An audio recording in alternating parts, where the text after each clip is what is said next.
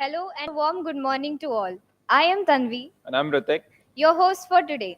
A hearty welcome to you all for the Marketing Conclave and Roundtable 2023. A very warm welcome to our Dean Ma'am, our Chief Guest, Guest of Honor, esteemed panel speakers, respected professors, all my dear friends, and also those who have joined via Facebook and YouTube Live. As always been the tradition of our institute, to mark the beginning of today's event, we start with the singing of national anthem. I request you all to please rise.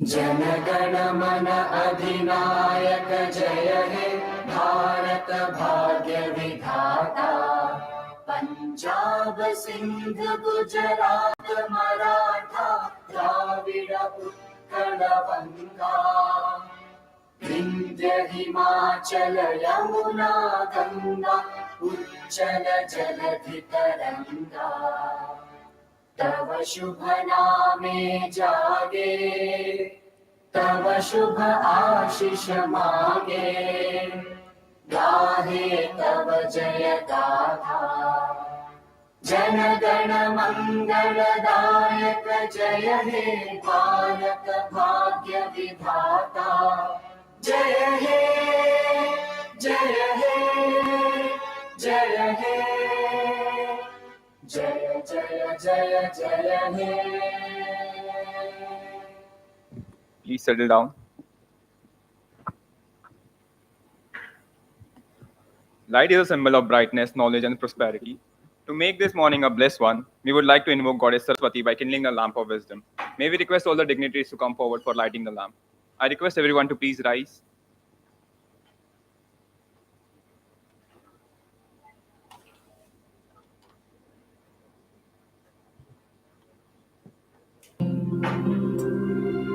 या कुन्देन्दु तुषारहार धवला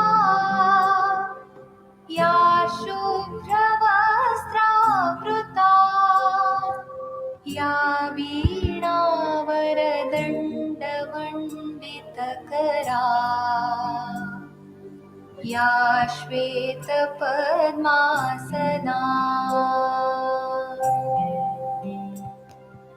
या ब्रह्माच्युतशङ्कर प्रभृतिभिः देवैः सदा वन्दिता सा मां पातु Saraswati Bhagwati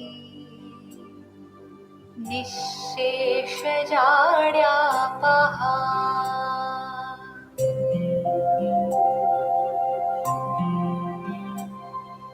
शुक्लां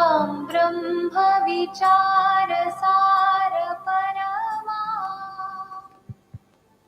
Please be seated.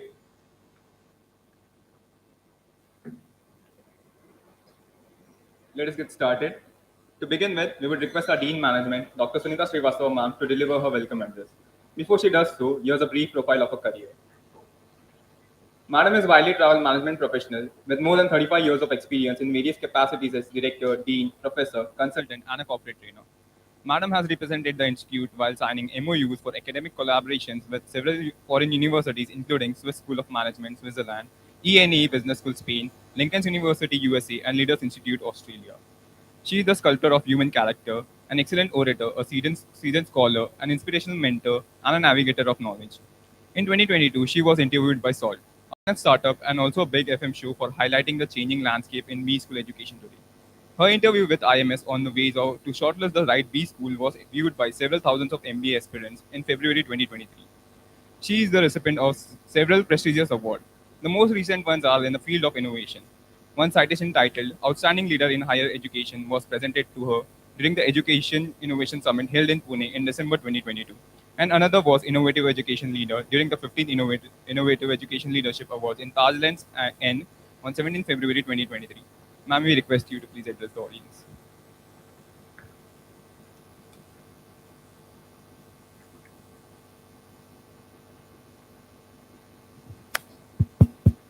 Tanvi and Rutik for the kind words while introducing me. I would like to extend a very, very hearty welcome to all of you to the Marketing Conclave and Roundtable 2023.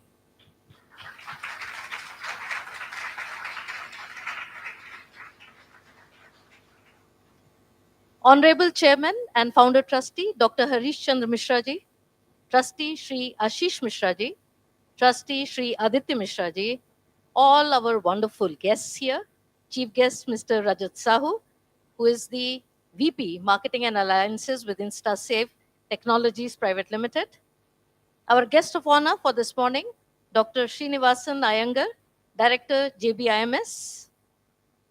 Both the panel speakers, Mr. Sameer Vitlani, who is a mentor to many of the students who are here in the audience. He is the VP at the MAX. We also have with us Mr. Vikas Gupta, who is the co-founder of Anecdot Consultants. Together with this, we have our wonderful faculty members and my dear students. I know you all have waited for a long time for this wonderful theme to be undertaken by the Marketing Club in today's conclave. The theme for today's session is Marketing Next. That is what is going to be the likely future of marketing by defying convention. We all know that Steve Jobs once said, you cannot move ahead by connecting the dots forward unless you connect the dots backwards. So, the traditional and conventional part of marketing has laid a wonderful foundation for organizations to take forward marketing for the future. But at the same time, we are here to listen to the viewpoint and the expertise of all these wonderful industry speakers who have joined us this morning. I would like to just take a few minutes to describe a couple of activities and events of the institution. The institution was established in 2011, and we have spent more than a decade in terms of providing education, which goes far and wide in terms of our alumni network, covering close to 1,300 students all across the globe. We have the honor of having some of our alumni in important and responsible positions, even working abroad in countries like Canada, UK, Australia, and many more. I think the rigorous academic schedule followed here at the Institute is one of the reasons, the key pillars, where the dedicated faculty members, the well-qualified and experts from the industry educate the students and walk them through the journey of spending 2 years with us. In addition to this, we have tie-ups with various industry associations.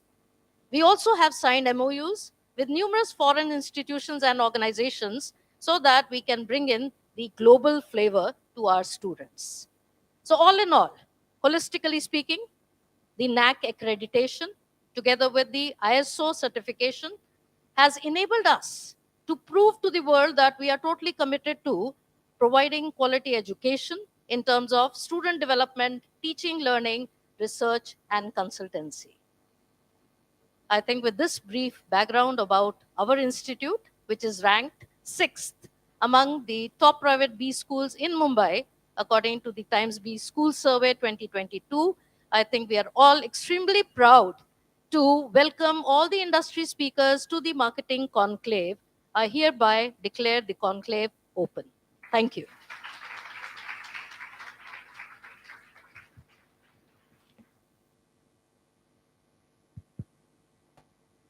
Thank you, ma'am, for your inspiring welcome address. Now, I would like to take this opportunity to introduce our keynote speaker and our chief guest, Mr. Rajat Sahu, sir, Vice President Marketing and Alliances, InstaSafe Technologies Private Limited. Mr. Rajat Sahu, sir, is an accomplished global marketing and advertising professional with over 2 decades of experience in marketing strategy, brand building, digital marketing, and data analytics. He has strong domain expertise in the IT, media, and publishing industries. Sir has successfully launched several publication brands and also created integrated marketing success stories contributing to revenue growth and business hacks. Prior to Microworld, he, he had he had corporate stints with organizations such as Trend Micro, Jasubai Digital Media, Cyber Media Limited, and CIOL.com. Sir has been a regular speaker at various industry led seminars and conferences. He was awarded as one of the 100 most influential marketing leaders by World Marketing Congress in 2015 and 16. He was recognized by Pluralsight, powered by Paul Reiter, as one of the 100 digital marketers in 2017. Sir is a certified digital marketing master and holds the prestigious Advanced Business Analytics with R certification. Now, I would like to request our Dean Ma'am to extend a floral welcome to Sir.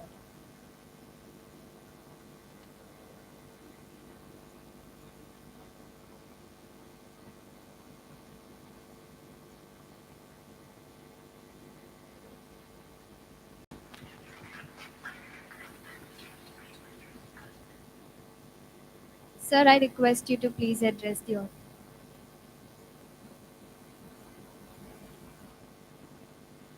Good morning, all, and thank you, Dr. Sunita, for giving me this opportunity to speak here. Uh, Good morning once again to all the dignitaries and faculty, as well as the ladies and gentlemen of the future here, who will be building the tomorrow with their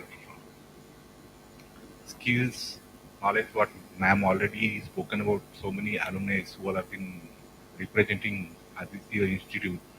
Will be some of you will be also joining there. Uh, are we presenting now? I was told to speak about something called marketing next, de- defying conventions.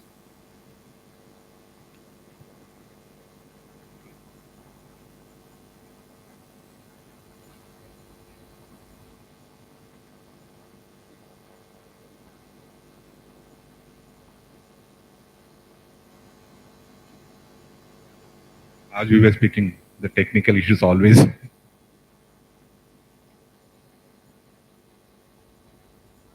Yeah. So we are talking about today about between traditional and digital marketing, how it is converged as well as moved.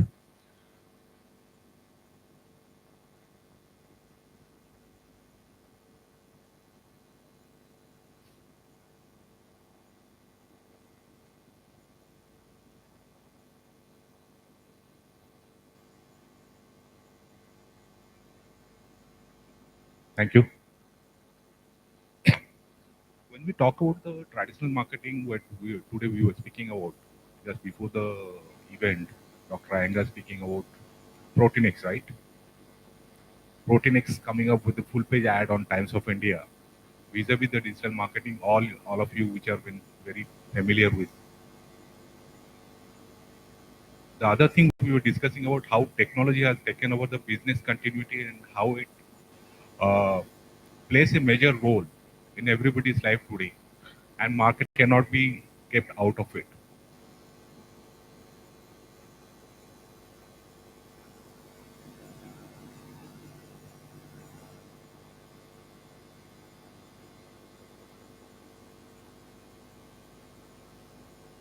So being in technology industry, I will tell you these technological glitches are all normal, common. Uh,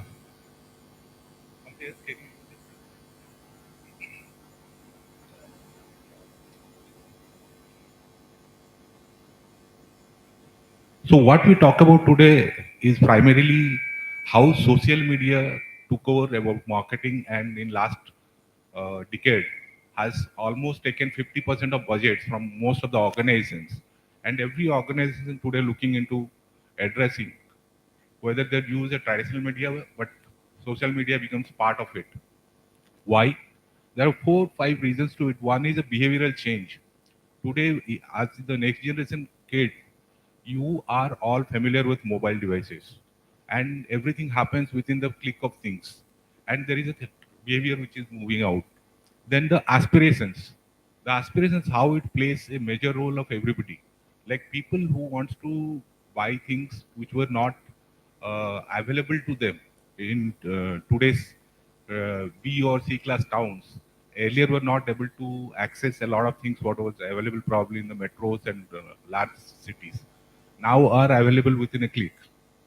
today when we talk about Amazon or Flipkart or Nykaa, they reach everywhere, nook and corner of India. The third thing is the data and analytics. While we were speaking about how social media could be uh, used, but the metrics were there or not there, how to analyze it. A lot of organizations use this as a lead generation tool. That is where the data and analytics comes and helps out the sales processes. Ease of reach, like I told you, everybody today has got a mobile in their hand, and it becomes much easier for them to uh, reach out to anything or access anything, anywhere, anytime. Then the measurability. Every traditional media, what we spoke about, was never able to measure anything, whereas in social media, every metric is possible to capture.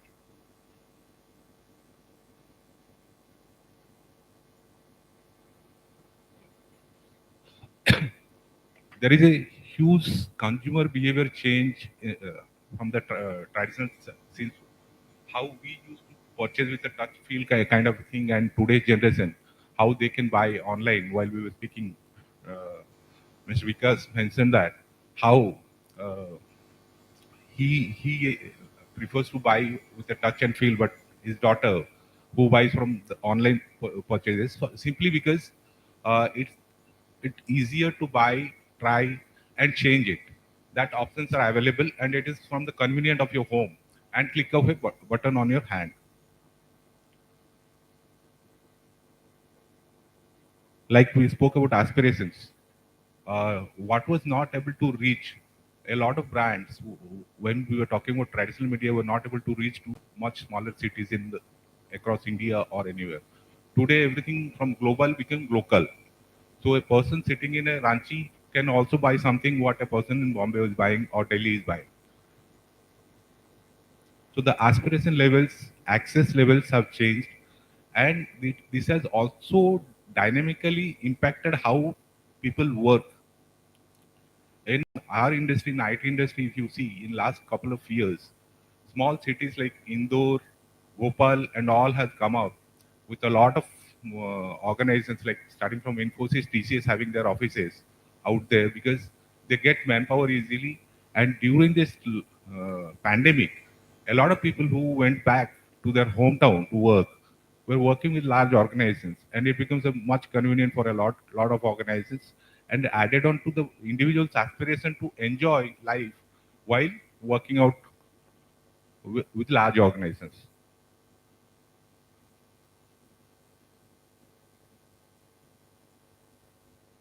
What helps it to work with?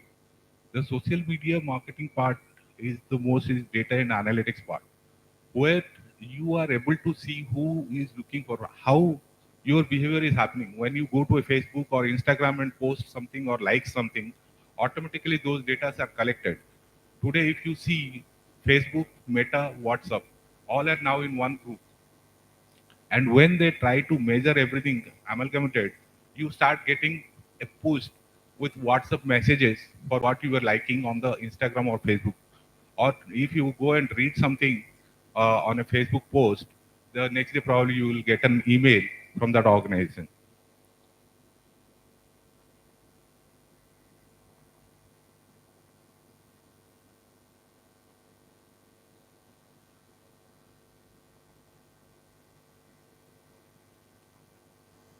This is what we call about ease of reach. Like the behavioral analytics, how it can be tracked, measured, and then pushed. If you go and like something on a travel portal, the next day probably you will get something from uh, Go Ibibo or Ease of Trip or anywhere. If you go and do some research on studies and all internationally, you will get immediately WhatsApp message on your mobile stating who is what you're looking for. You would all have been experiencing this. For us, the last generation, when we were coming from the 80s, 70s, 80s, and when we are seeing the transition, today's generation, what we see is completely changed. The way they do things is totally sometimes surprising to us, or a lot of times non-adaptability also is challenge for our type of people.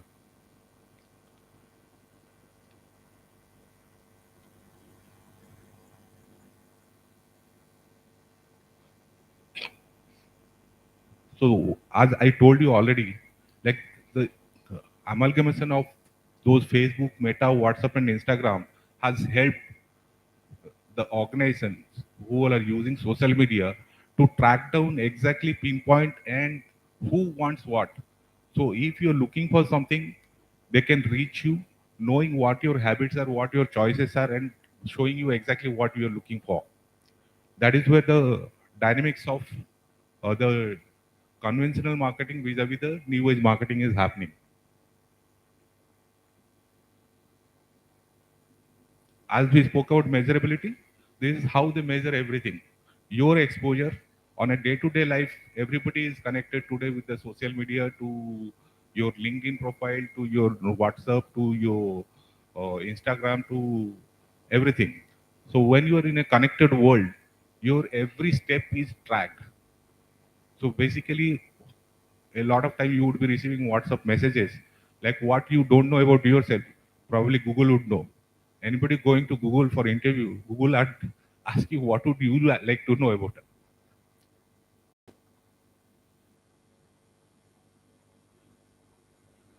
So talking about last, marketing is like someone on a date, and branding, as Samir would agree, is the reason they say yes, right?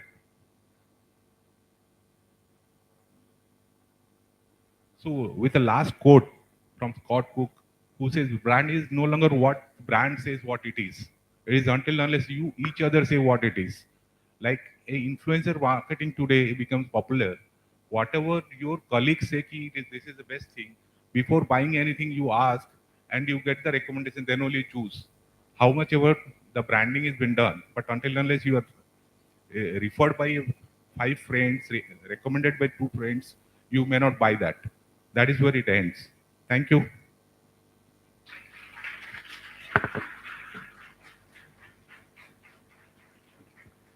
Thank you, sir. Now, I would like to request our Dean, ma'am, to felicitate sir with a token of our gratitude.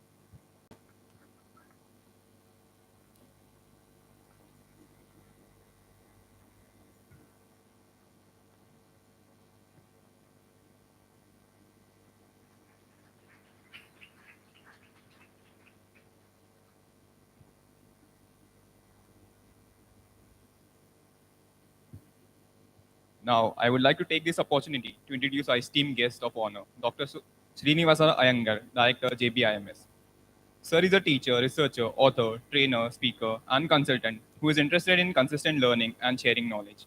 Sir holds a PhD degree in management from Mumbai University and has guided 11 PhD candidates. His area of interest includes strategic management, international business, retail shoppers' behavior. He has more than 24 years of experience in corporate and academics. Sir is visiting professor at IIM Indore and Sambalpur in the area of strategy and international business, and also he is serving an advisory editorial board member in research journal like BGRF, BRMR, ABRM, JDR. He has received many awards in recognition of his academic excellence from SMFI, Higher Education Forum, Rajiv Gandhi Award from Indian Solidarity Council. Sir has authored several textbooks, articles, case studies, and research papers in national and international journals, magazines, and newspapers of repute. He is consulted by organizations in the areas of strategic marketing and retail strategies. Now, I would like to request our Dean, ma'am, to extend a floral welcome to Sir.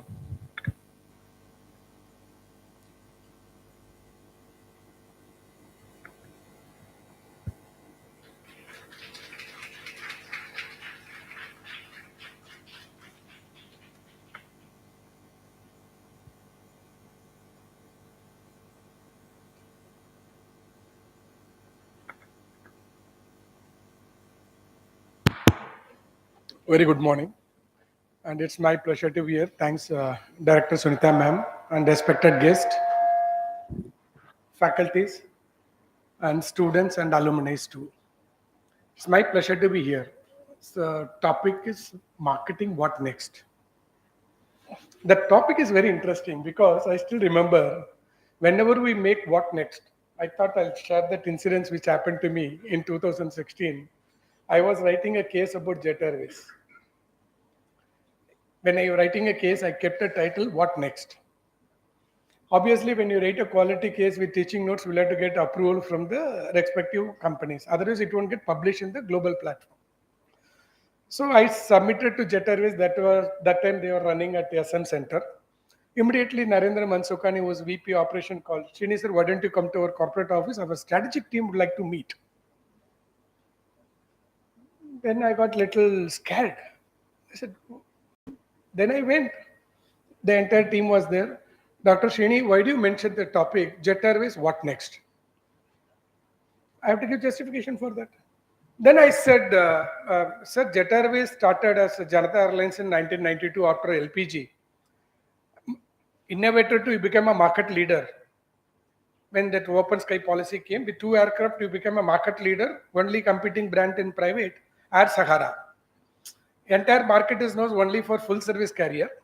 After 2000, when Deccan entered Simply Fly, there is a low cost carrier came, new segment, full service carrier, low cost carrier. When it came, market got open to everybody, and many players entered, and Kingfisher, Air Deccan, Indigo. When these people enter, you are a market leader, then you become a market follower because of the market condition. And because of the market condition, there is no permanent friend or enemy. Your competing brand became Air Sagara, became Jetlight, because Kingfisher took Air Deccan and made it Kingfisher Red. And they became a market leader. Then Kingfisher gone down, Indigo took the market share, you became a market follower. And tomorrow, now Jet Airways has 3 different brands, Jetlight, Jet Connect. And almost they change the CEOs also frequently. So I don't know really what is the next, the question mark. Then they said, because this is our board meeting yesterday happened, our chairman also asked that. That's why I viewed, how do you know this? I said, this is what happened in the industry, right? When what next is very interesting, whether Jet will become a market leader again, or still become a follower, or the brand will become dead. Because that is what next. There is no, that needs to be discussed. Here also we are talking about what next. Marketing, what next? What next? Everything is a paradigm shift. Nothing will die. FM radio, today it has become market leader. The earlier conventional radio is dead. Now it is relaunched in the name of FM, become a market leader. Everybody, see, the paradigm shift happens. I still remember. It's a very interesting topic, right? When you talk about the marketing. Salesman dead in certain domain. This salesman is dead today. Anybody in this crowd, instead of talking to you, because I'm very happy, Sahu sir covered entire PowerPoint slide. And so I try to refrain from that, but I take the concept from him. Right? We are all youngsters here. I'm sure we are all working people, but still you are in most of them are students. My curiosity, I'm just asking you. If I ask this question becomes stupid, but still I'll ask. How many people have a bank account? Can you raise your hands? That's why it's stupid, right? Everybody has their bank account. Nothing great about it. But now, how many people been to your branch physically more than 3 times in last 1 month or 3 months? Can you raise your hands? See that crowd, huh? Don't see me. You have to see there. Nobody. When I asked this question, whether the sample size is 50 or 100, or even last week I was in Chennai, almost 500 people at Kanimara. Nobody raised their hands. Now you tell me what will be the future of bank? What is the future of banking? The earlier day, the strength of the bank depends upon the branches, customer people, customer centric. And today, nobody, that youngsters or whatever it is, nobody is going to physically to the branch unless until there is a KYC or compulsory or online fraud where you have to go physically and lodge. Tell me, what is the future of marketing then? What is the future of bank? Future of banking? Future of bank, question mark. Banking is amazing. If we ask you, you must be getting your message every day, whatever you do transaction, next second. We use banking more extensively than the past. But today, the medium has changed. For mobile, the 1200 square feet replaced by 6.5 inches. 1,200 square feet. Recently I have trained almost 1,200 bankers. Even Monday I have my another training with the Nationalized Bank. I trained almost AGM to branch managers of various banks. When we talk about, we discuss the same concept when we talk about, now I'll put another school of thought. I'll say, what is the strength of your bank? Normally when I say strength, what will say? Sir, we have 7,000 branches, 5,000 ATMs, 40,000 employees. I said, wow. Is it a strength? I said, it's a liability. The thing which is treated as strength yesterday, today has become liability. Whatever you feel today liability, tomorrow will become strength. We don't know which is right or wrong. See, please understand that. There is no standard thumb rule in the business. I'll explain to you the another example, then I'll go to that. I'm sure when I ask this question, nobody, maybe one or two may raise your hands. Anybody is having you are not working profession, but still I'll ask you. The amount is very meager, huh? It's inconvenient truth, but still I'll ask you. Anybody is having more than 2,000 rupees cash at your packet right now? 2,000 rupees. I'm not asking 5,000 rupees. Entire population, only one fellow raised the hand. But if I ask you how much you have it in your mobile, now you come to know, you will say ATM is your strength. अरे मैं पैसा use करने वाले नहीं है, फिर किसके लिए ATM है? Could you able to see that transformation? How that money is going to become moneyless. Everything today has become reverse. That is the beauty of the business. We are not questioning which is right or wrong. See how the industry moves. The conventional marketing. I still remember, you are not asked, you are bound to become maybe in a couple of years, you might be bound to buy a car. Maybe 2 to 5 years, max to max 3 years. Take my word today. Whether you buy a house or not, that will become a secondary. Earlier generation, they buy first house, then they'll buy a car. If you see your dad at the age of, when he started a career, he must be purchased a house at the age of 40 plus. Still he may not have the car aspiration. Probably he must be purchased a car after purchasing a house. But you are all become a fantastic crowd today. You know why? You will be proudly called. You know what community you are? I don't want to talk about Gen X, Gen Y and all. Leave it that side.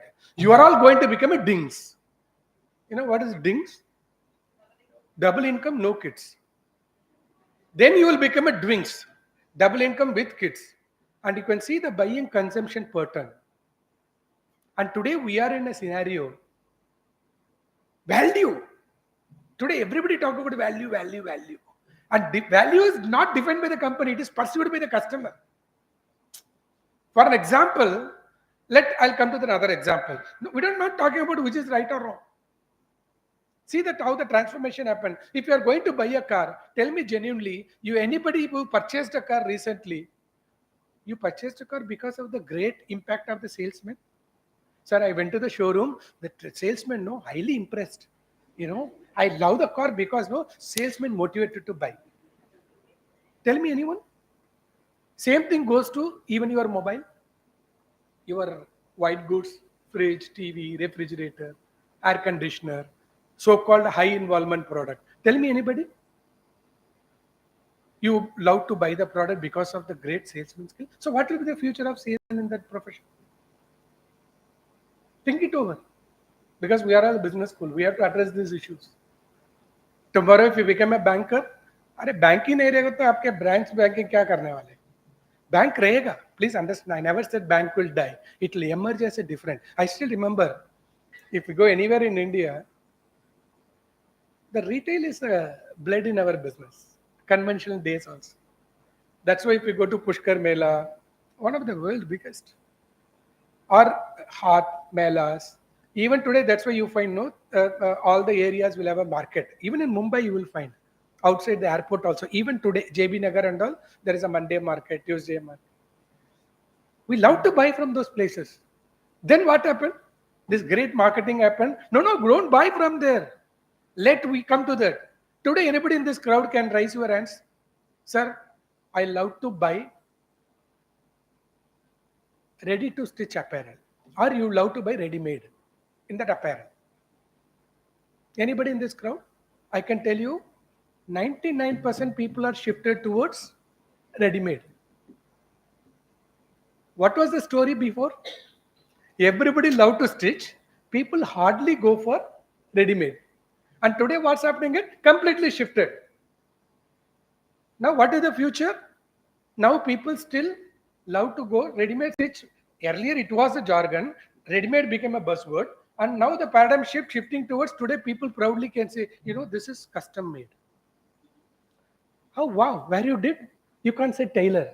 Now it is the same fellow, so-called tailor became a fashion designer. पहले वही 100 रुपए में stitch करते था, हमारा लोग readymade में गया, आज का क्या हो गया, वापस उधर जाएगा तो 10,000 रुपए देना पड़ता है। रिटेल में भी ऐसे ही हो, पहले क्या होता था, farm fresh recruitments everything come from the directly from them and try to sell. No, we'll get into retail outlet. I still remember, that's my PhD, I've written 11 books. Still people love to go to modern trade retail, so-called MTR. Even though it is so-called modern trade retail, organized retail, absolutely most of the things are unorganized. That's why most of the retailers struggled in India. Because they kept their business model high, expensive, proportionate. This marketing evolved, retail evolved, every jargon evolved, everywhere malls were mushroom. What is the outcome? Most of the malls converted into residential complexes became a failure. Not only in Bombay, across India. Why? Retail is a wafer thin margin, easy product. You are making it complicated and try to make it, there is no ROI, wafer thin margin, endavadre chana dal, tur dal. And everybody created the best malls in everywhere. And today what's happening is, pehle kirana shop tha, we moved to, pehle that is a roadside shop, kirana shops, moved to modern trade retail. Now we are back to that. Now they are saying that no, product will reach to your home. And 50 years before, every product used to reach your home only. If you go outside, I'm talking about the old days. If I am from, tier 2, tier 3 cities, everything comes to our outside. Then when the mall started, everybody loved to carry the plastic covers. I'm sure your house must be flooded with plastic covers, right? D-Mart, Big Bazaar cover. People proudly goes, no, I'm going for shopping. Earlier days, 20 years before, shopping means you have to buy high-end, high-involvement product. It became a shopping product. Apparel, white goods. And after the modern trade retail came, what is became a shopping product? Chana dal, tur dal, kari patta. It's a fact. What decides whether shopping product? These are all supposed to be a convenient product. But how it is become shopping? Because the place will decide. The complete characteristics buying pattern. And people love to go to everywhere. They used to buy all the carries plastic cover once in weekend, first weekend, first week of the month. Everybody love to go to shopping and buying all blah, blah, blah. Then this guy said plastic ban. If you want to buy a plastic, 10 rupees. अभी पूरा plastic बंद, लोग घर से थैली लेके जाने का चालू कर दिया. अभी उधर जाते भी नहीं, बोलते हैं हमारे घर पे आते हैं. Now today what's happening is the modern trade retail which happened the paradigm shift. Today again we back to square root. Only thing now when you go to buy square root you have to pay expensive. Please remember. And today's become a buzzword jargon. Everything ek zamane mein everything became homemade, handmade. Then the modern industrialization came. Everything became volume size bigger. Now, normal pickle comes by branded 100 rupees. The person who made homemade pickle became 200 rupees. Example I'm giving. लोग बोलते हैं अरे sir ये घर पे बनाया. अरे पहले भी वही बनाता था हमारा. But when you go back, you'll have to pay premium. You can see the paradigm shift. The marketing, how it is involved, how it is evolved. And that is the beauty of the businesses. If you see most of the businesses, the what next is something like phenomenal. You can feel the changes. What will be that any industry? Can you name any one industry where you never find any changes impact of technology part? Hardly you might not find. Everything is changed. So we have to change. People are ready to try. And see that what are the beauty. Today what is happening is we are moving, marketing is moving towards scarcity to surplus. that new economy which is emerging, 20-30 साल पहले everything scarcity मिलती नहीं था, आज का over flooded. Take an example, any example, you take apparel branded or shampoo. आज 80 में shampoo लगा तो shampoo भी नहीं है, there is no category called shampoo. साबुन का ही इधर, कपड़ा का भी, बाल का भी. Sabun is meant for that. Then they said, no, for that we require shampoo. Shampoo is a typical Sanskrit word, right? And that's why the brand has taken over. Fantastic. And when shampoo came, probably India's biggest brand, I'm talking about in the 80s, Pond's as a shampoo. Many people may not be knowing it. Unilever took over the brand. Pond's shampoo. There's no sachet, one plastic, small like yellow color. Then shampoo came in the sachet. There is a couple of brands came from Chennai. They are the pioneer, right? From Kevin Care. Chick shampoo.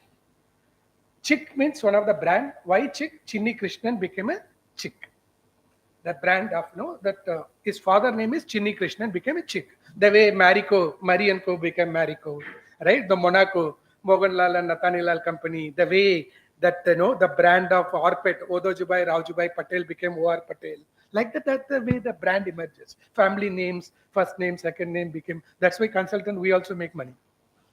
That's why we take also creativity, right? And when the shampoo came in the market, one of the biggest market leader is called Clinic Plus. Literally, they have to, if you see in the 80s, 90s, they have to educate us. The length of the advertisement goes 30 to 45 seconds. Literally, the guy came with a bare body, with the air and all. They literally show, see, this is the way we should use shampoo. People used to play tabla, then they say itching eye. That's why they show the shampoo, what is the power. Now, if we show the shampoo ad, nobody will see that. Now, I don't want shampoo. Then what do you want? That's why yesterday, day before yesterday, I was in the office of Reliance. I could see a couple of hoardings in the chairman's board, meeting room. We don't give product. They want to give the solution through product which is happening in the society in the problem. That was mentioned in the Reliance. That's why the Geo. In fact, I have written a case which is available in Harvard also, and one of the highest download. That is a solution. That's not a product. Till today, they never mentioned Geo in a telecom business. Before, when they entered in 2016, India is in the global ranking of 135. The data consumption, 300 rupees per GB data. After Reliance started, today we became world number 1.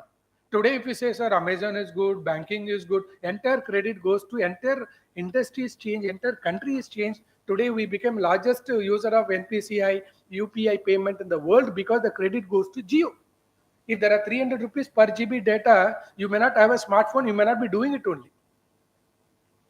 When Jio started, they acquired 43 crore customer today. That's why Facebook invested with them, less than 10% stake for 45,000 crore.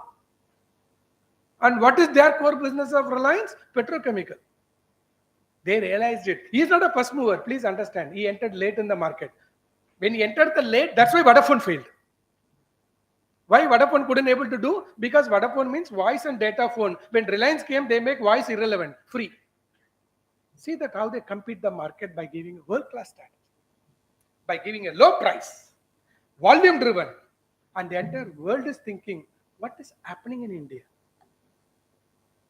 Still, we are using same data, which earlier was used by fax, telefax, right? Email, telegram. Nothing. This only data.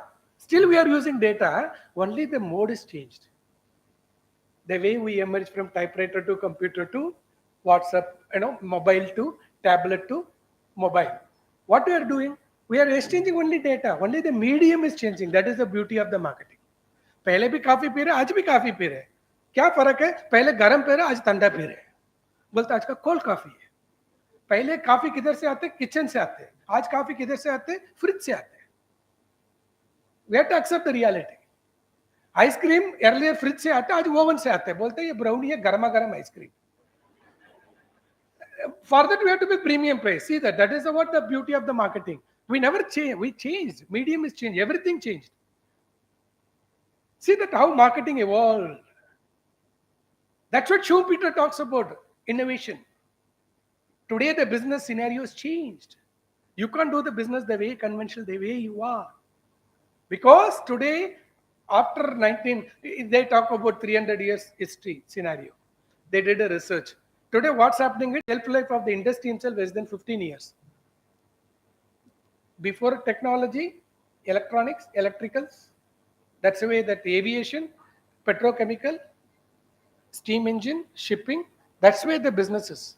Earlier business was 80 years. That industry used to survive for 80 years, reduced to 60. After 60, when TV, television came, world has become shrinking. When petrol invented, airline has started in the early 19th century, world has become shrinking. That's what Sir also said, right? World has become small. I teach international business in most of the premium IIMs. Once upon a time, people love to say that. Even if you want to try a vodka, you will have to go to Russia. People say, Russian vodka बढ़िया है. Coffee पीने का लोग बोलते Georgia. Coffee पीने के लिए Georgia जाना पड़ता है. Even if you want to buy a mutual fund, you will have to go to Boston. If you want to produce world's movie, people say Hollywood. If you want to buy even good leather products, Italy. If you want the best automobile, go to Germany. If you want to buy a best automobile by technology, people still prefer to go to Japan. Is it true today? Last week I was there with one of the Zoho technology. Zoho, Vembu Sridhar. Sitting at Tenkasi is giving a solution to US. He has become fourth largest company, India's 5 billion turnover. Today it's what happening at technology makes you location irrelevant. You don't need to go to Hollywood to produce a movie. It is other way. If Hollywood comes to India, if they are coming to India, they are already coming. If they don't come to India, they will fail. If Hollywood comes to India, people say, fantastic, welcome. What are you going to do? Because India has Bollywood, Dollywood, Gollywood, Bollywood, Bhojpuri film, Marathi film, Sandalwood. If they go to all the woods, now Hollywood get confused what to do in India because there are multiple woods are there in India. If you can travel 300 kilometers, if you don't try to do, you're bound to fail because market is here. That's what is happening at the paradigm shift. Market is shifting to value for money to value for meaning. The new jargon emerged because volume. What made Jio? Volume. Reliance means volume, low price. Amul, check it out. Volume. And completely marketing jargon need to be reinvented. You can't do the conventional way you are. Still you bound to buy a car. Why Jio invented? They are the core business is petroleum, petrochemicals. But they realized entire India, entire world is shifting towards EV. Still, if I believe on that petrochemical, I'll be the loser in the market. That's why Jio shifted to petrochemical to data. What is Jio? Future of oil. That's a mirror impact of Jio is oil. The future of oil is data. That's why the brand Jio. If you don't try to shift toward the paradigm shift, you will be exit, you will be failed. That's why today, if you see how the market capitalization 2019, entire world was struggling COVID. This company made a statement. This company will become debt-free in 2 years. People wondered how this company could be able to do that. It proved. During COVID, within 45 days, 1.5 lakh crore got investment from this one company. How they could be able to do? Because they have to reinvent the business model. If you want to become in the businesses today, you have to reinvent your business.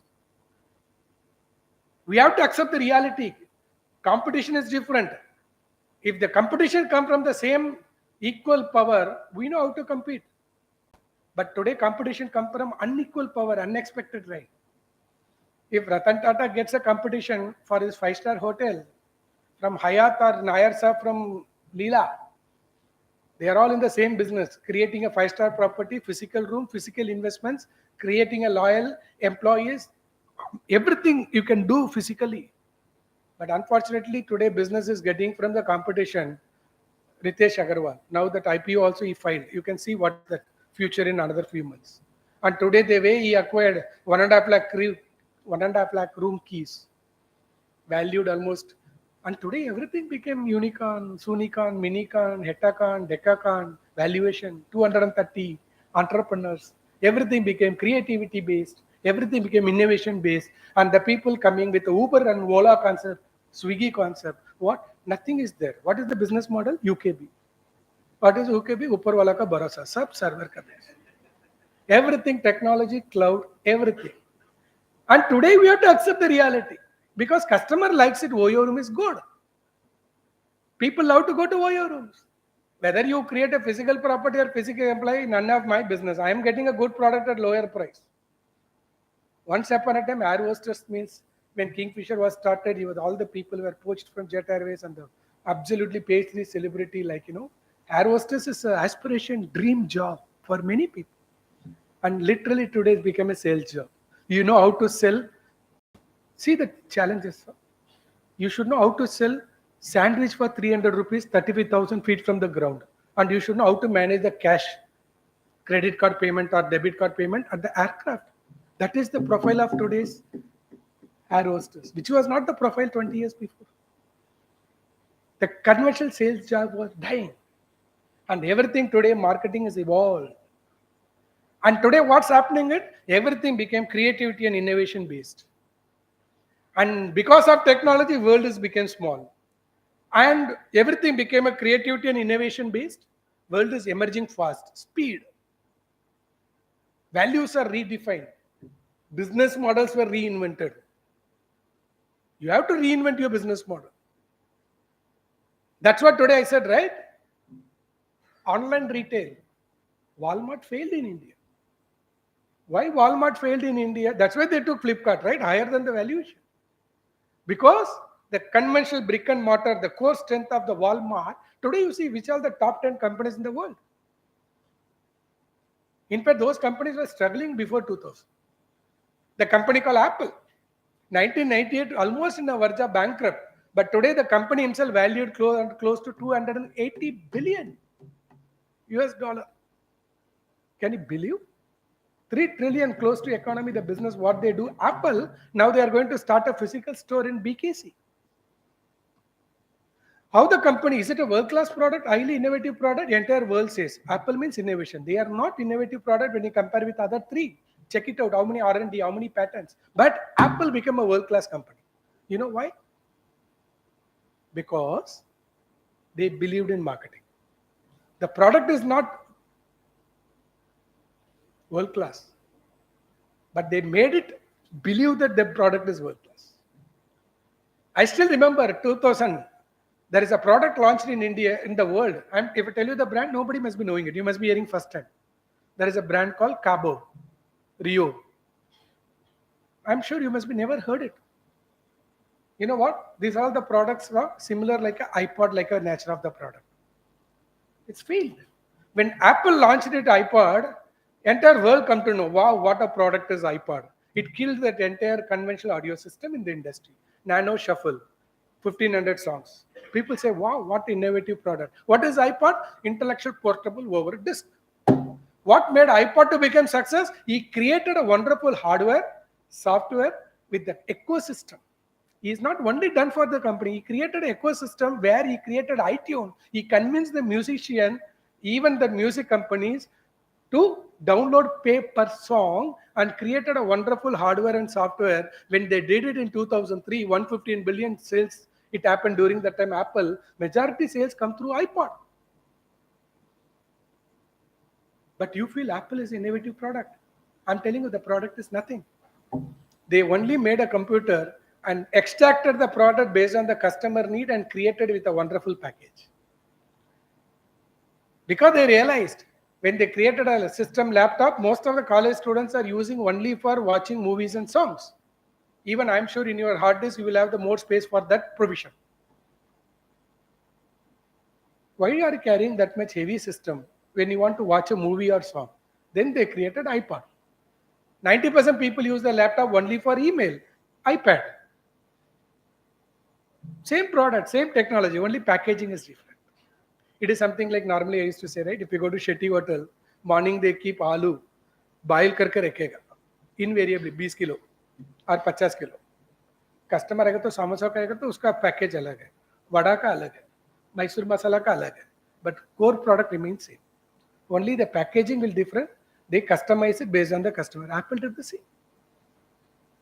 iPhone, iWatch. The company very good in economies of scale and economies of scope. Created the customer base, tried to give multiple selling, upselling and cross-selling. Today, the future of marketing, creating a pool of customers, don't allow them to go out. And today, every product is enabled with technology. If you fail to adapt technology, you're bound to exit from the market. How the products are technology enabled? Ralph Lauren launched apparel. Ralph Lauren is a premium luxury brand of apparel. But today that apparel has microchips into that. If you wear the apparel, that creates your BMI, BP, pressure, everything. And if anything happens, that talks to your respective people and give prior information. Now the question mark comes, if I'm a Ralph Lauren, do I use this technology? There is a brand called Bublot, badminton bat. If you play with the bat, after the practice, you can plug into your laptop or system that records your video, where you did a mistake, where you can rectify, what is your calorie you burnt. If you want to create a tractor, farm equipments, today no more farm equipments, tractors were required. Please understand that. Today I need a solution. That's why I came with the example shampoo. I don't want just shampoo. So then what I want, if I want to talk about shampoo, I have to talk about shoulder. Dandruff comes here, head and shoulder. Why head and shoulder? It's not a shampoo. It's a shampoo gives solution to your dandruff. Pantene. Then you will have a multiple shampoo. You can talk about Garnier, L'Oreal, all shampoos, but they don't talk about shampoo. What they talk about, hair strengthening, hair fall, hair straightening, hair break. You can see all Bollywood heroes, they are endorsing brand. All the problems are not similar. They try to reach micro level. That is the future of marketing. Don't give product, give solution. Product comes second, solution comes first. How the tractor company, if I'm a farm equipments, don't give tractor. Then what you should sell? Your tractor should have a technology enabled. The technology should be hardware components, software components, connectivity components. Then you will answer, why should I have that? If I'm a tractor user, I know what is my seed optimization. I should know what is my quality of the soil. I should know my weather prediction. Why? I'm a farmer. I want everything to be done together. If my product has this, I love to buy that. My entire water irrigation done by my mobile. I don't want to do physical. Is it a company's capability and competency? That should be. If it is not, acquire the company or acquire the skill. Don't give basic product. Today companies are giving a shampoo, today giving conditioner. What is conditioner? Nowadays you ask, right? How many people use conditioner here? Correct? What is conditioner?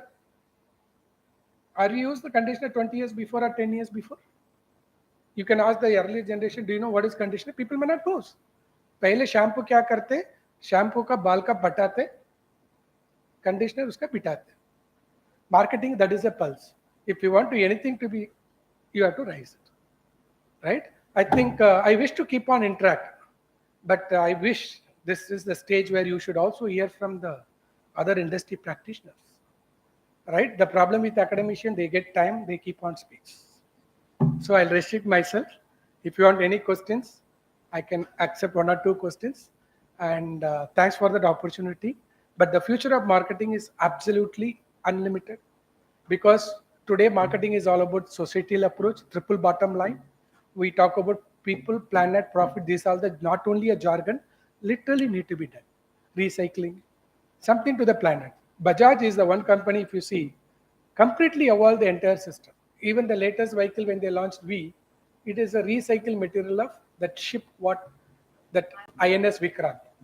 That's where the society needs to be, right? We try to become, but only thing, it not to be, you are all marketing guys, you are all become future MBA guys. You have to reinvent yourself. How to create a value proposition? How can I add value to the society? Not at the cost of premium luxury. Everything became product, price, brand. So we'll charge premium. That concept should out. That concept should be out. Try to see the successful brands, how they are coming up, right? So once again, I wish you all thanks for the opportunity.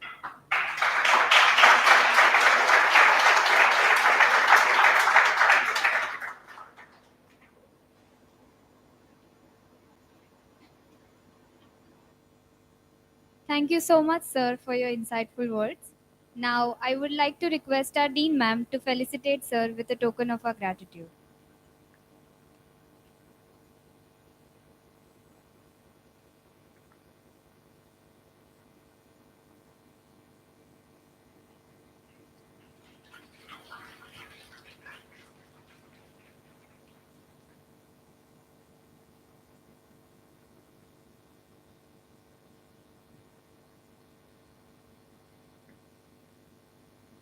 Now we have come to an interesting part of the conclave where students will be narrating the stories of numerous brands.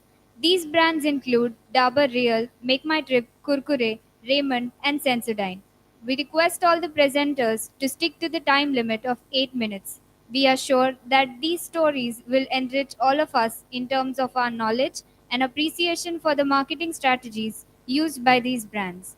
Now we wish to call upon the first team, Team Make My Trip, to take this event forward. The team members include Ritika Gaur, Riya Durge, Prasham Shah, Vineet Shah, and Saket Nandrekar. All over to you.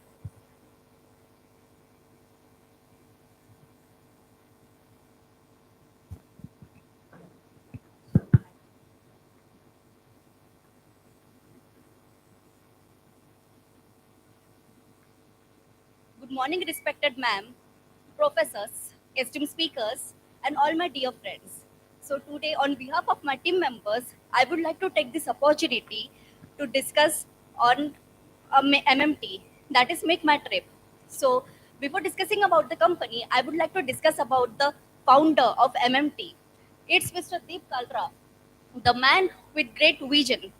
He is an alumnus from Indian Institute of Management, and also he has been worked over 27 years in e-commerce sales marketing as well as senior management roles. He says tough times teaches you the most.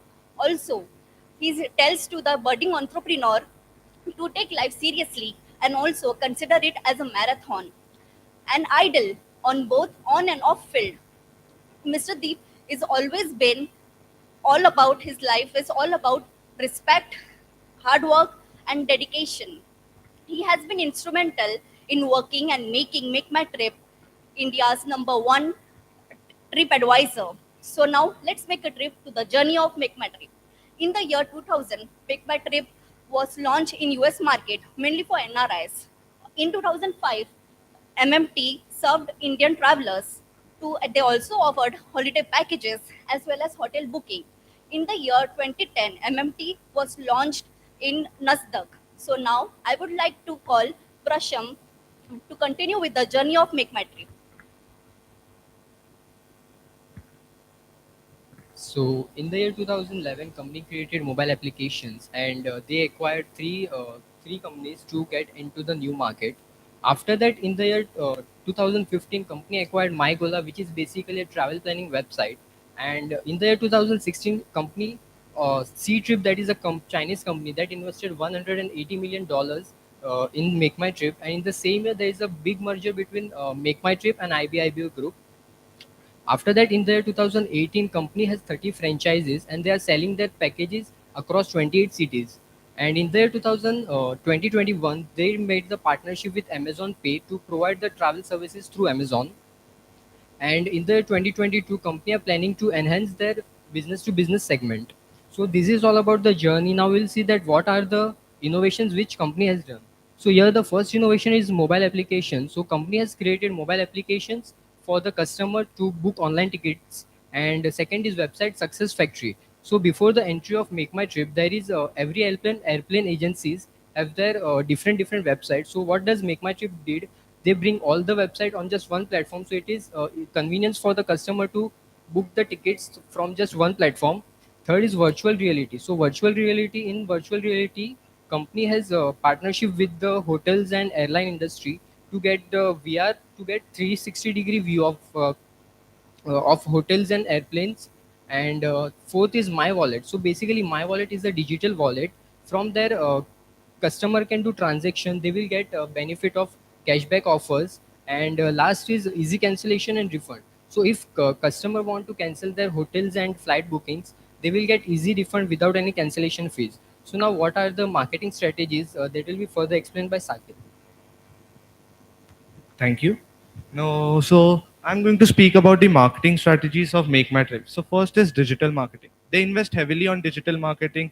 So invest heavily on digital marketing, mostly on SEO, which is search engine optimization, email marketing, social media influence like Facebook, Instagram, and Twitter. Next is offers and promotion. They provide various offers and promotions on their website to attract customers of every walk of life, like on hotel bookings, uh, flight bookings, and travel expense. Next is partnership. They have various tie-ups with tourism boards of different states and countries, hotels, and airline industry for creating various deals and offers for the customers. Next is user-generated content. They encourage their customers to generate content like blogs, video testimonials, and post it on their website and also the social media channels of the customers by tagging Make My Trip. The last year is brand ambassador. As we all know, Make My Trip is a big brand, so they choose their brand ambassadors carefully. They're like actors, sports celebrities, etc. The one example I can give is Alia Bhatt and Ranveer Singh, who are the brand ambassador for the TV commercials. Now, switching to our next slide, which is segmentation, targeting, and positioning of this brand. They segment themselves into three categories, which is demographic, in which they see the gender and age, gender, and etc. of the customers. Then is psychographic, which is based on the interest and values of the customers. Then by behavioral patterns, in which they see the behavioral patterns of how the customer is booking their flight, how often does he reach out to the site, and also they see how the customer is often traveling. Then targeting, they target various kinds of customers. So first one you can see is adventure travelers. They provide various packages based on their uh, based on the adventures what the people like, which is trekking, bike riding, and also water sports, etc. Then business travelers. As we all know, a professional man has to travel from one place to another for seminars or meeting. They provide them with various hotel bookings, flights, and on an instant. And budget conscious travelers. Budget conscious are those where they provide affordable flights and hotel bookings for the people with low budget. And last is leisure travelers, which we can say we vacation with the families or honeymoon couples. They provide them deals according to the needs of these peoples. Then last is positioning. The positioning, as they position themselves as comprehensive travel option. There are wide options in Make My Trip sites and apps where you can book hotels, hotel rooms, flights, car rentals, and also rail and bus tickets. User friendly platform. They have user friendly platform for the customers so that customer can easily navigate their way in on their apps and also on their website. Affordable pricing, as we say in this budget conscious travelers, affordable pricing is one in the same where they provide affordable on uh, hotels, etc. Customer support, they provide 24/7 customer support to their customers.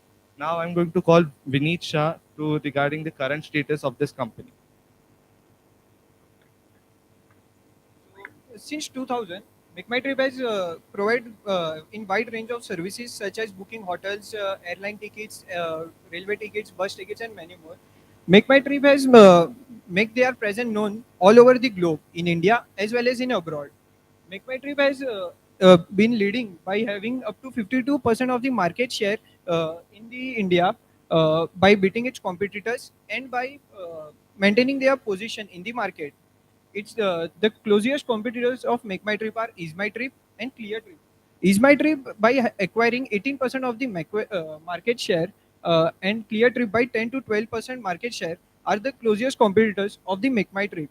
The other competitors of Make My Trip are Yatra, Paytm, and Ixigo. Make My Trip has their loyal customers, out of which 62 million are lifetime transacted users, 80 million are monthly active users. Uh, the Make My Trip has after the launch of application of Make My Trip, there are 375 million people who have downloaded the Make My Trip applications. Make My Trip has also covered the different cities in India, and in the increasing world of social media, Make My Trip has more than 1,85,000 followers in Instagram and 80,000 in Go Bigo. Now I would like to call upon Ria to further explain with the expansion and diversification. Good morning, everyone. So, expansion and diversification of Make My Trip. So, here are some acquisitions of Make My Trip. Kuai Bibo. In 2016, Make My Trip acquired Kuai Bibo, India's largest online travel company. This acquisition helped Make My Trip to expand its services and increase its market share in the Indian travel industry. Oyo.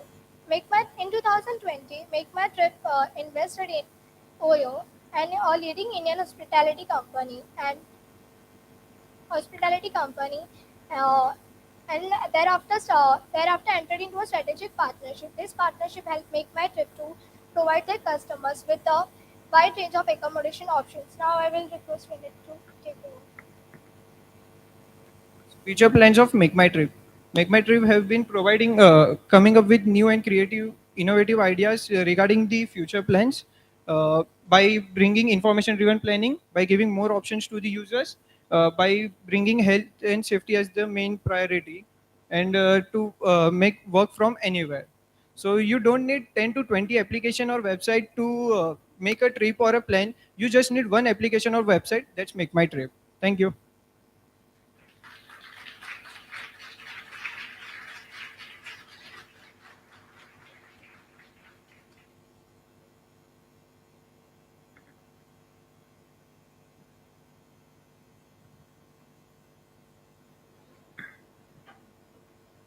Okay, this team can stay back for just 1 minute. Sumit, can you just give a quick comment on what you felt about their presentation? I think it was well captured in terms of what you expected to deliver. Obviously, all the orators have also been good in terms of your presentation skills. A couple of places I felt that you guys had to rush in because of time, I think. Future plans would be better if I had spent a little more time on that. But I think overall, great work done. Thank you.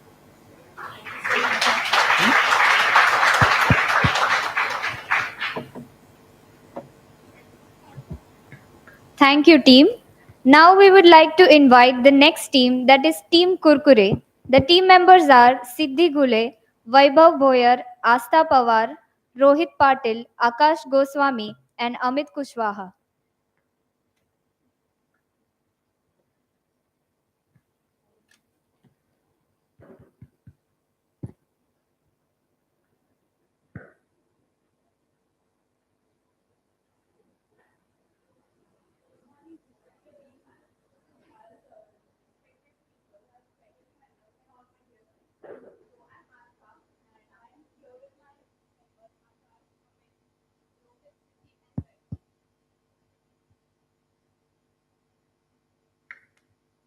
So we are here as a team to present about our topic, that is Kurkure. So let us just start with the introduction.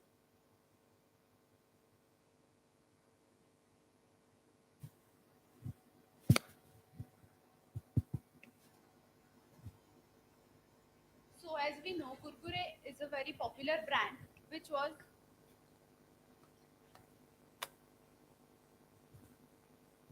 Kurkure is a very popular brand which was launched in 1999 by PepsiCo India, and it was developed by a team of food technologists. And the story goes by that it took them 220 trials to make a Kurkure, and when the consumer testing was being done, it was seen that the consumers liked the crunchiness about the Kurkure, and they were saying that it was very kurkura, where the name came as Kurkure. So next we'll see the legacy of Kurkure. So Kurkure on its own stands out to be an innovative product which is made by rice flour and corn flour, and its unique textures and taste. It has also launched with a variety of flavors with respect to the different regions of our country. As our every region has its specific spices, as we Indians love our spices very much. So it has also run many marketing campaigns, including many Bollywood actors like Akshay Kumar, Juhi Chawla, for the promotion of the Kurkure. And they also continued a campaign in Chandigarh where they painted all the three-wheeler autos in the city orange for the promotion of Kurkure, which was a huge success. They also came up with an iconic tagline, which was "Teda hai par mera hai," which was a huge success and for the promotion of the kurkure. So next, I would like to call Akash to continue with the presentation. Hello everyone. Uh, I'm here to talk about Kurkure and its competition brands. So Kurkure is a popular Indian snack brand which is owned by PepsiCo. According to a report by Statista as of 2020, Kurkure has a market share of around 19% in Indian snack segment. This plays it is the fourth largest player in the market after Lay's ITC. So there are three competition brands of Kurkure. First one is 2M. 2M is a brand which is owned by Indian company called Guild-Free Industries. According to a report by Economic Times as of 2020, 2EM had a market share of around 4.3 percentage in Indian snacks market. And second one is Diamond. Diamond is a brand, popular brand for roasted and salted nuts. According to a report by Business Insider as of 2019, it has a market share of around 22 percentage in Indian snack segment. And third brand is Bingo. Bingo is a brand, is a savory snacks brand. It has a market share of around 11.1 percentage in Indian snack segment. Now, I would like to call Amit Kushwaha to explain further. So, hello everyone. I'm going to talk on HTP. So, first is segmentation, marketing, and position. So, Kurkure has segmented their products to different countries like India, US, South Africa, including Pakistan, and even in rural and urban areas. And also, they segmented their product by different types of flavors, uh, which made by the Kurkure.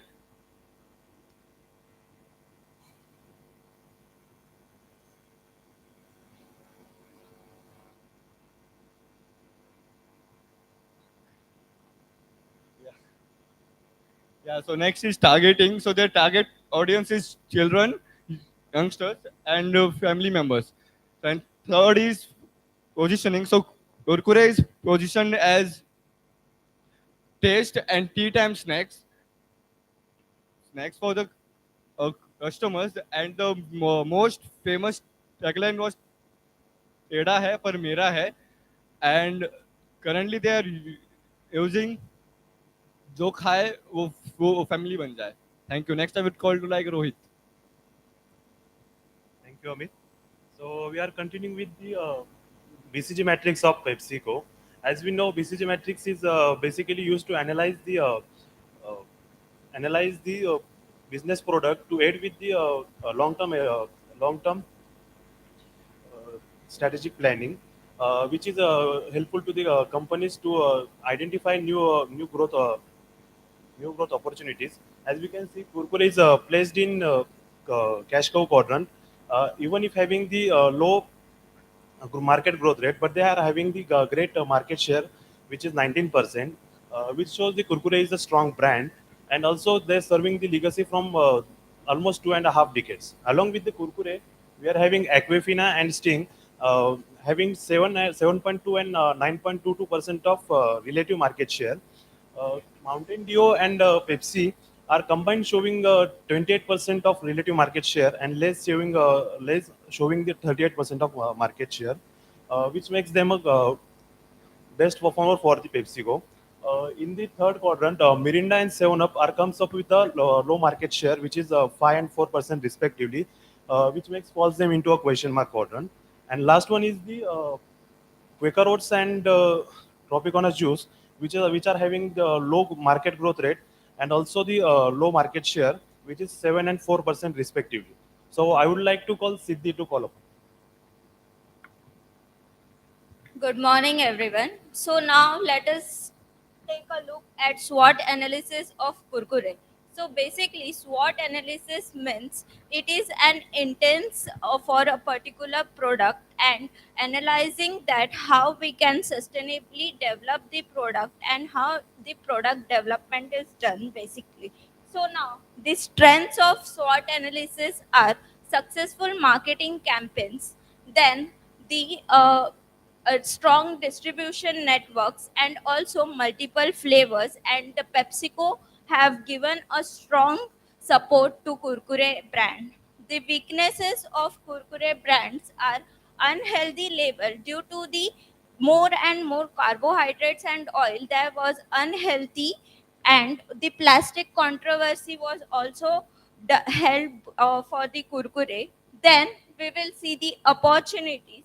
Now the opportunities were, it was higher healthy variants, because healthy variants, they have now developed healthy variants, because nowadays everyone is preferring to be health conscious. Then they have higher disposal income. In India there is almost growing market, so now they have given higher disposal income. Then the tie-ups with various movie complexes are done, and they are trying to be the substitute of popcorn. And also global expansion like Canada, USA, Pakistan, etc. are now launching Kurkure.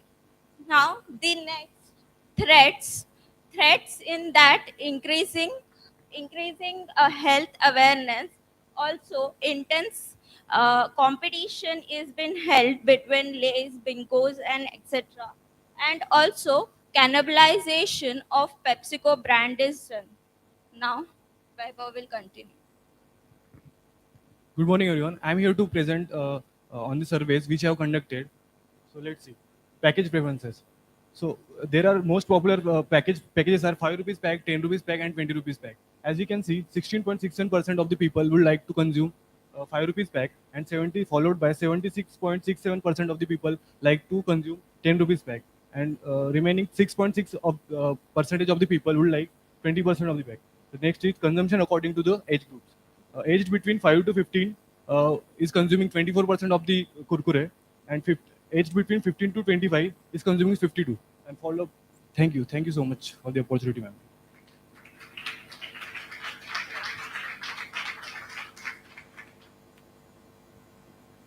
Okay, I think well done as a team. So all of you can come in the center. I know on account of paucity of time, you could not complete your presentation. Nevertheless, I'm requesting Rajat sir to give his review regarding your presentation. Yeah, it was a well captured and well documented presentation. I think you captured from the starting to ending everything. That was quite detailed presentation. It was interesting. Thank you. Thank you very much.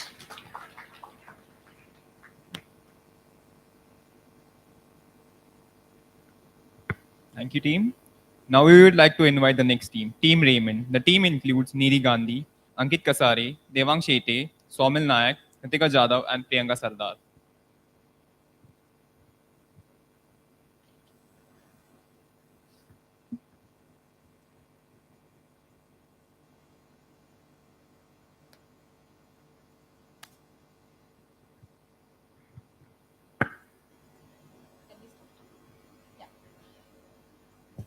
Good morning, respected Dean Ma'am, esteemed speakers, professors, and my dear friends. I am Nidhi Gandhi, and let me start with our presentation.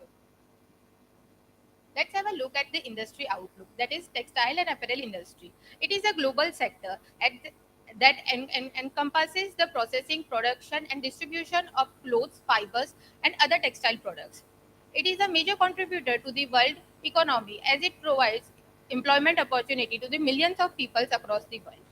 Now, in our teenage day, I am sure that we all have at least once borrowed our parents' clothes for some special occasion or the others. Now, for girls, it's mostly their mother's chiffon or silk sari, and for men, it's their father's suits or tie. While the while the 6-year clothes is beautiful in itself, and no brand can replace it, but if it is a suit, it has to be diamond. Now, I would like to call Priyanka to continue the further presentation.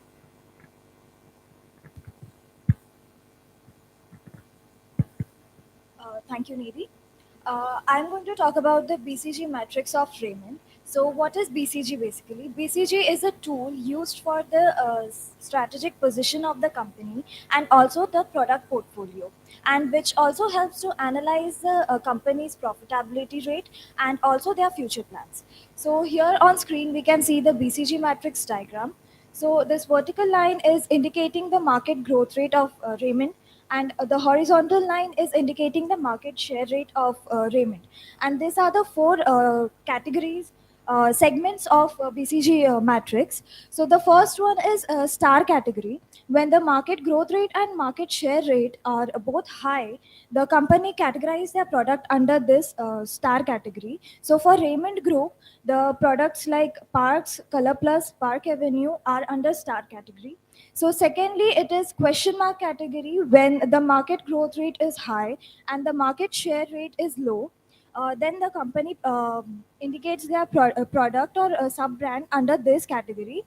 So for Raymond Group, it is Raymond Shop and Raymond Made to Measure. And thirdly, it comes the cash cow category. So when the growth rate is low and the market share rate is high, the brand puts their product and sub brands under this category. So for Raymond, it is Raymond Home. And lastly, it is when the market growth rate and market share rate both is low, the company indicates their product under this category, that is dogs category. So for Raymond Group, it is Super Drive. So this was the BCG matrix of Raymond Groups. So now I would like to call Somil to continue. Thank you, Priyanka. So, talking about the competitive scenario, we all know that Raymond is a popular brand in the market. So, it also has many competitors with it. Starting off with Marks and Spencer, it is a British retail brand which is operates in India, and it also competes with Raymond as a premium appearance brand. Then, following on with Aditya Birla Retail and Fashion. So, it is a brand which owns most popular brands like Allen Solly, Louis Phillips, and Van Heusen. And along with it, we also have Arvind Fashion, which is the most popular manufacturer for fabrics, including denim. And this brand also has a strong retail chain which competes with Raymond. So now we will be looking at the segmentation of Raymond. Raymond as a brand has segmented itself as a most premium and fashion brand for the people working in corporates. It mostly targets to the age limit of 20 to 45 age limit of 20 to 45 where the people those who are working in corporates, and it also targets to the premium segment of the market, wherein with its luxury clothing brand, it also positions itself as an aspirational brand, and the company thinks that the quality and heritage should be maintained throughout it. So now I would like to call Ritika to carry the further presentation. Thank you, Somil. So I will be continuing with the SWOT analysis of Raymond. So starting with the strength, as we all know that Raymond is a legacy brand and it is from decades. So Raymond has a strong market into India. So it is like they are coming with new corporate looks and attires which automatically leverages the brand name and image into the market. Moving on to the weaknesses, as we know that Raymond has a good market, but only in India and some South Asian countries, which is comparatively very low to the other competitors, which will eventually make customer to switch brand. So they have to work on it. Thirdly, we come into the opportunities. Like we all know, yeah, as state like statistics says that middle class man has changed their buying behavior. So Raymond has a chance to make the market into that area. And secondly, we all know that Raymond is into real estate business and other sector, which gives the leverages of high revenue into other sectors as well. Lastly, we come on to the threats. As being into market for almost 100 years, there is a huge competition for Raymond.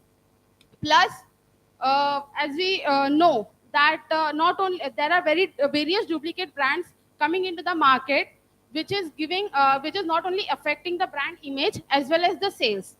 So further continuing, I would like to call upon Devang and Ankit for a small role play. So as Ritika explained the SWOT analysis of Raymond, I will be continuing with the key strategies of Raymond.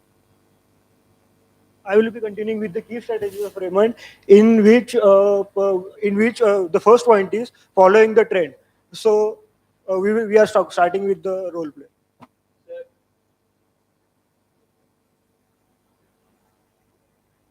Sir, as we can see that India has introduced many economic reforms, which means there will be entry of many foreign players, which will increase our competition. No, Ankit, it will be a great opportunity for us to increase our revenue and our business. As India implemented liberalization in their economy, so there will be increase in service sector in near future, and it will help us to grow in formal wear and suits collection. And to give and to dominate the casual wear sector, we are introducing our new brand called Parks, which will only deal in casual wears. Uh, Continuing with the second key strategy, that is retention of customers. Raymond retained their customers by offering them different types of product with different brands, like such as Park Avenue for accessories, Parks for casual wears, and Raymond for formal wears, suits, and wedding collections. Continuing with the third point, which is sustainability, Raymond has been proactive in their sustainable practices like carbon footprint, conservative water, and they also introduced eco-friendly products like khadi and linen for their customers. For further continuation, I would like to call Niti. Thank you, Devang. So, talking about the status today of Raymond, the market share of Raymond is market capitalization of Raymond is about 8,257 crore. So, within the textile sector, the rank of Raymond is fourth. The share price of Raymond as on 6th April 2023 is rupees 1,253. The PE ratio of Raymond is 13.87. Now, I would like to call Ankit to conclude our presentation.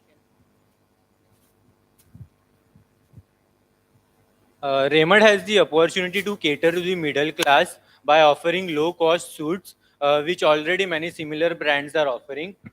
Apart from this, as day by day, the number of women entering the workforce increases, so does the demand for women's formal clothing, which allows Raymond to enter into this market.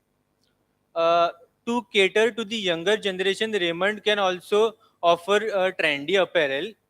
Apart from that, in the past, Raymond has introduced kids wear, but it failed, which means they should be employing better marketing strategies for their subsidiaries as good as their flagship product, right? Raymond men's clothing. With this, we would like to conclude our presentation. Thank you.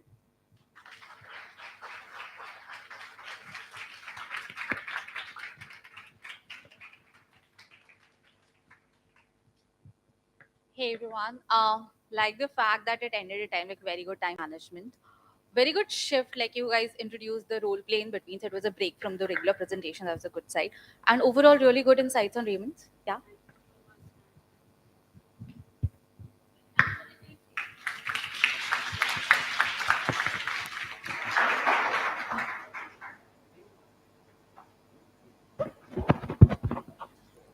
Now, we would like to invite the next team, Team Sensodyne. The team includes Prajakta Gorpade, Shravani Mede, Prathamesh Sharma, Karthik Unde, Vikas Shah, and Tanish Shah.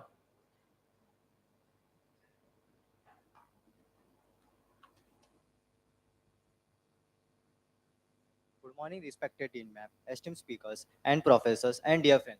My name is Prathamesh Sharma, and we are going to take you through the journey of Sensodyne. So, Sensodyne is a brand of toothpaste and products and oral care products which helps the people to get relief from the pain of sensitivity. So, the journey of Sensodyne can be tracked back in the 1961, where the Block Drug Company has developed a toothpaste called Stotium 90, which was designed to relieve the pain of the sensitivity teeth.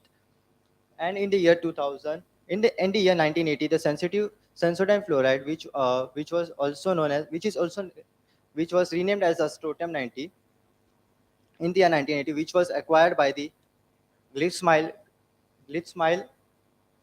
company and continue to market the Sensodyne product. In the year 2000, the Glixmile and Glaxco merged with together and continue to market Sensodyne. In the year 2006, the Sensodyne released the Sensodyne Pronamel to the people to which helps cavities and blooding teeth. In the year 2010, Sensodyne Repair and Protect was released to, and the year 2011, the Sensodyne was launched in India. In the further years, the Sensodyne Deep Clean was and Sensodyne Rapid Relief were introduced in the market for future products. So the next slide will be explained by Tanish.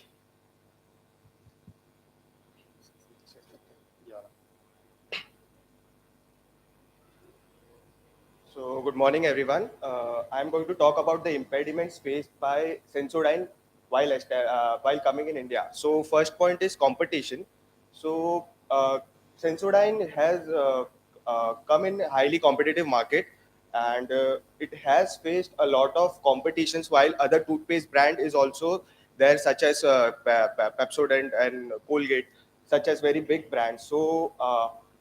The competition were very big, and the second point is changing consumer preference. So changing consumer preference and demand was very big need, and they did according to the consumers. The for example, such as change in taste, textures, and change in taste, textures, and natural ingredients in consumers. So Sensodyne kept in that mind that changing consumer preference is their main motive. And the third point is regularly requirements. So regularly requirements such as safety and efficacy standards set by the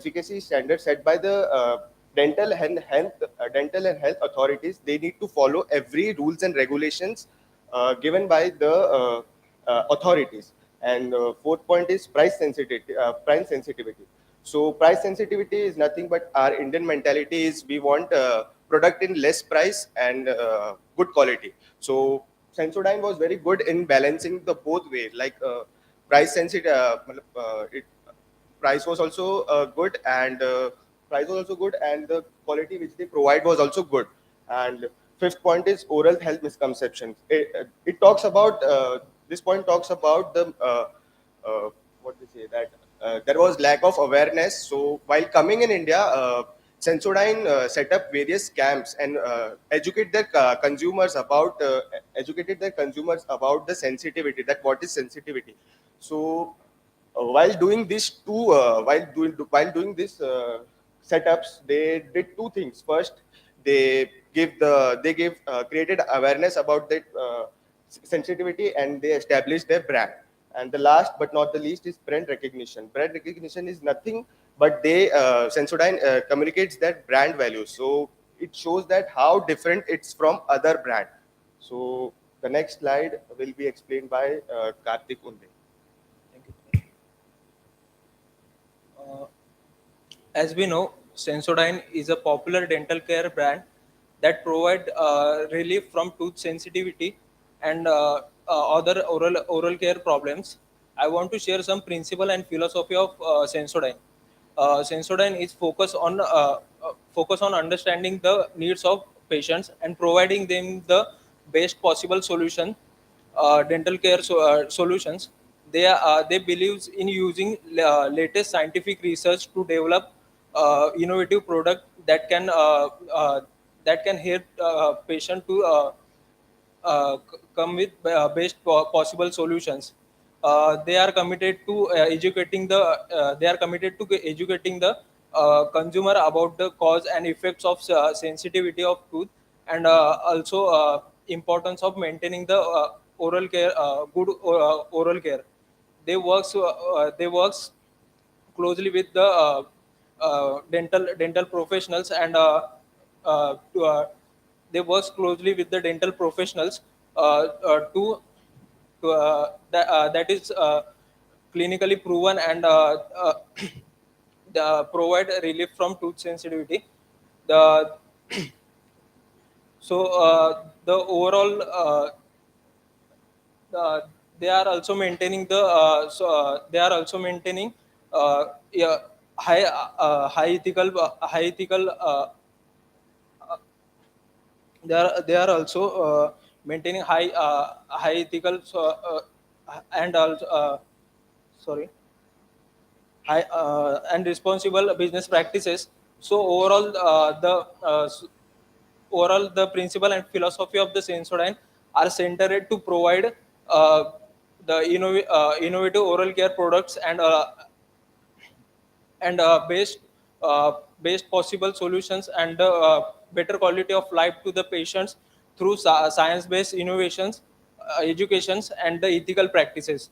So I would like to call Vikas to the further continue. So I will be talking on the major innovations that was taken by the Sensodyne. The Sensodyne is a very popular brand in the toothpaste that is designed for sensitivity.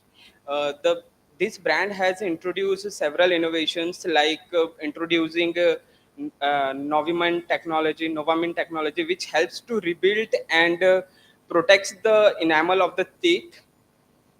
And after that, lot of innovative products like rapid relief, protection and care enamel products were introduced in this sector. And so I will be explaining the BCG matrix. Colgate is in the star category because of the higher consumer demand, and Sensodyne is a great rival brand of this Colgate brand, which uh, which has a market which has a high growth market and a low market share. Because of that, it is in the question mark category. And over the year, the growth rate of the close up has been seen increase over the years. So close up with low market growth and low market share, it is in the cash cow category. And the taste of the Patanjali products and the promise promise of this brand has not reached up to the customer satisfaction. So that's why they are on the lower side of the market growth and the market share. So the next slide will be explained by Shravani. Thank you, Vikas. So, in success story of Sensodyne, I'm going to elaborate about the competitive scenario of Sensodyne. So, first is market competition. So, Sensodyne faces competition in Indian market from other toothpaste brands like Colgate, Pepsodent, Close Up, and Oral-B.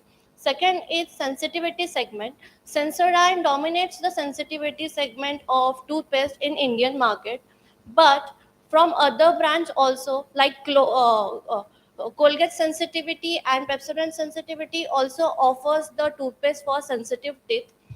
Price competition. Sensodyne is generally more expensive than other uh, brands, but this could be a challenge for Sensodyne to sustain in the market in compared to Colgate, because Colgate has a brand recall value among consumers. Thank you.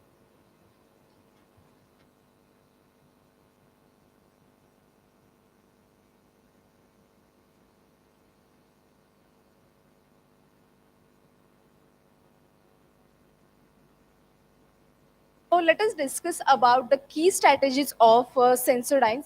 GSK has worked on establish on a Sensodyne as a leading brand identity. I would just include the main part of this. So GSK has successively improved its sustainable growth, that is carbon reduction. They have set up their solar power plant and energy efficient equipments. Also Sensodyne has done their packaging as plastic free. They has target to make their packaging reducible, reusable and recomposable by 2025. Thank you all.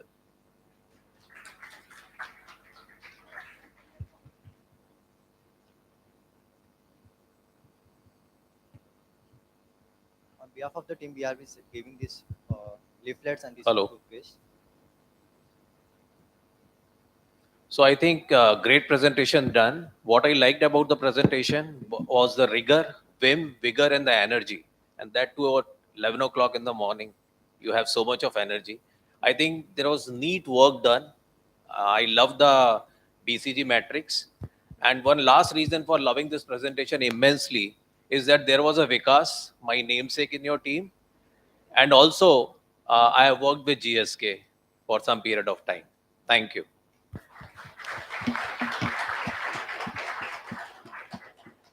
Thank you, team.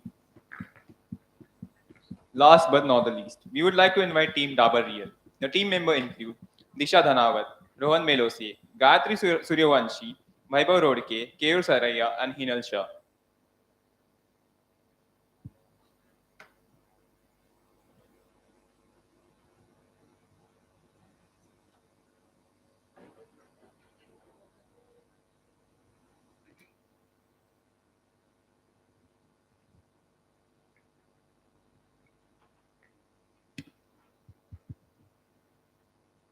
Good morning, respected dignitaries, Dean Ma'am, all the faculty members, and my beloved friends.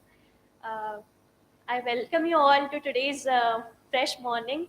And today here we are to present on Team Dabur. And here we go with our presentation. Hope you all enjoy it.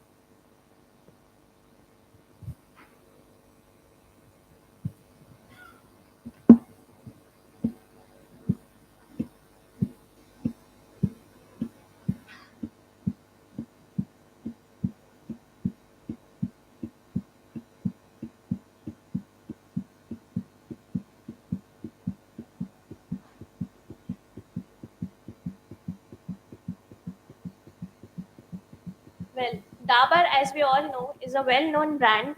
It's an Ayurvedic brand which is 138-year-old.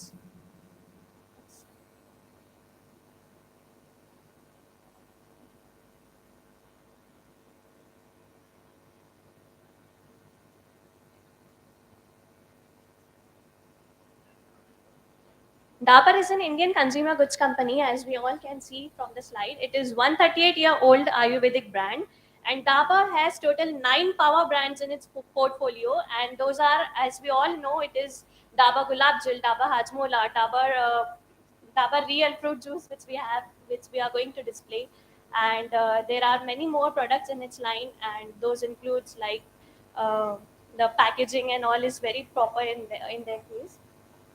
Dabur has successfully transformed itself from being a family run business into a professionally managed enterprise. Now, this is very important because Dabur, as we all know, it is a domestic brand. It is a 350 crore domestic brand and it caters to the need of whole India and across.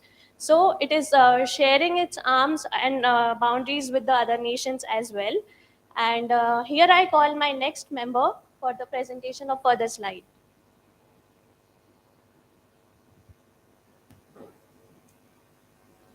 Okay, good morning to everyone. So the beginning of the Dabur Real is being preceded as Mr. Amit Burman, who is a non-executive vice chairman of Dabur, started with Dabur Real Fruit in year 1997 with an aim to achieve sales of rupees 500 crore. So he observed a sharp contrast of presence of availability of fresh fruit packed juices in overseas, but absence in Indian market.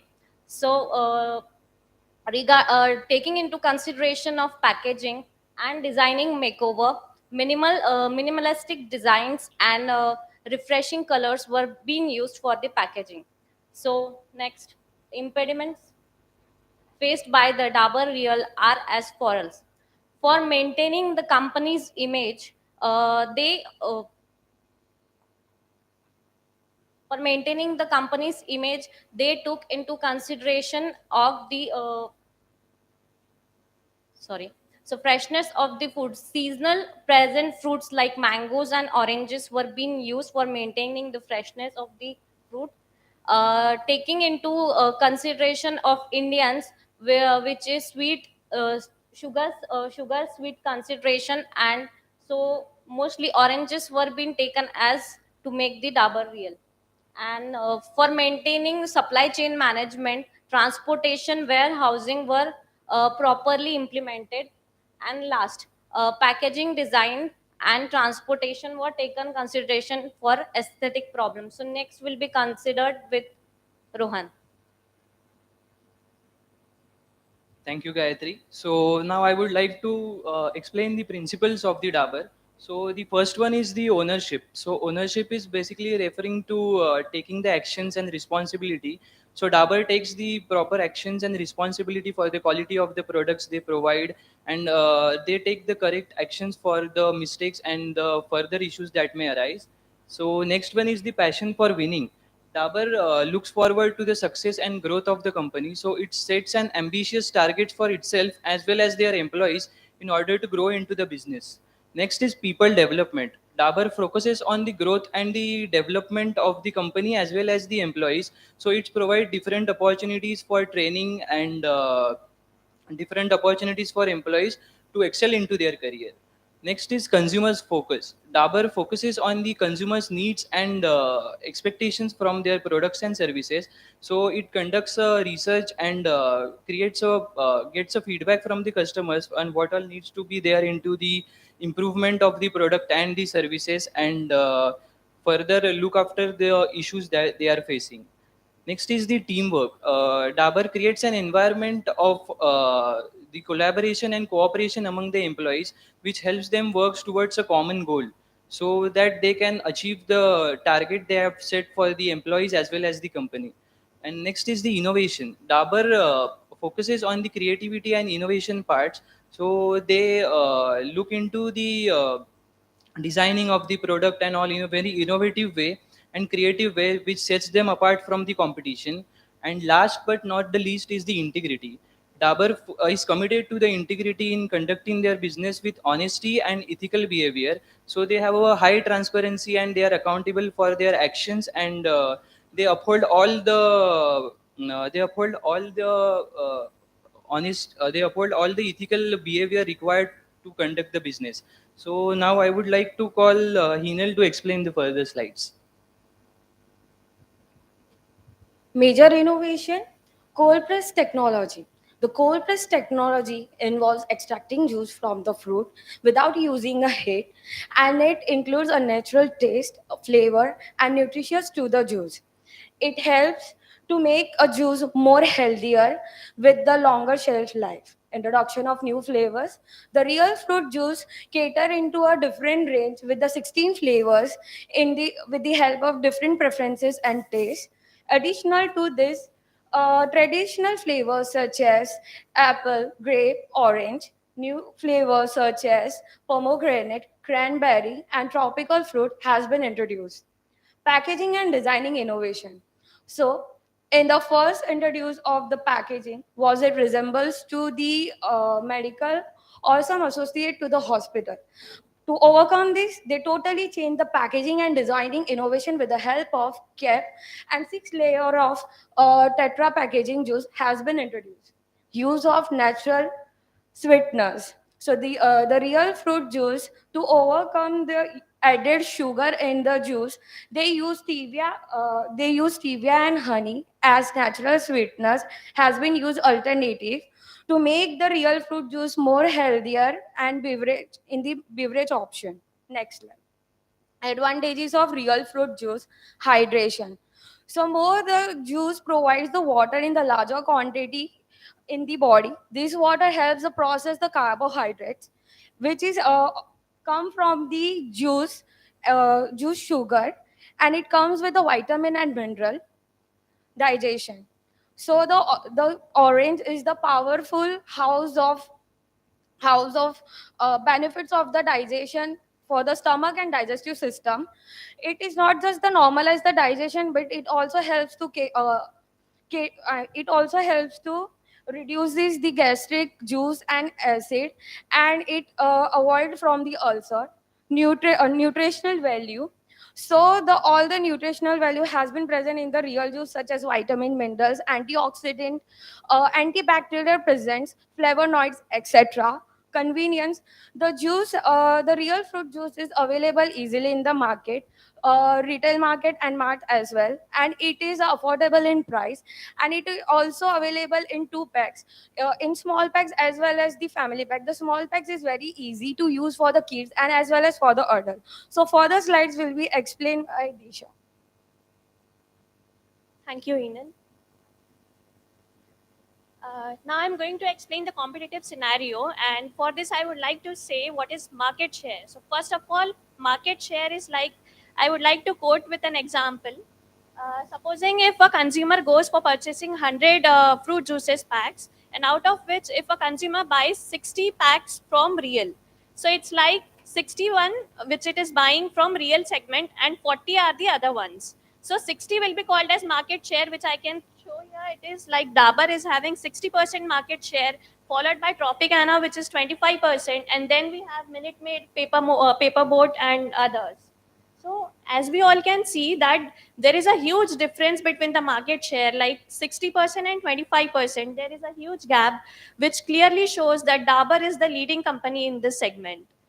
So, like as we all know, it has a capital of total 350 crores and it is stretching its arms across as well.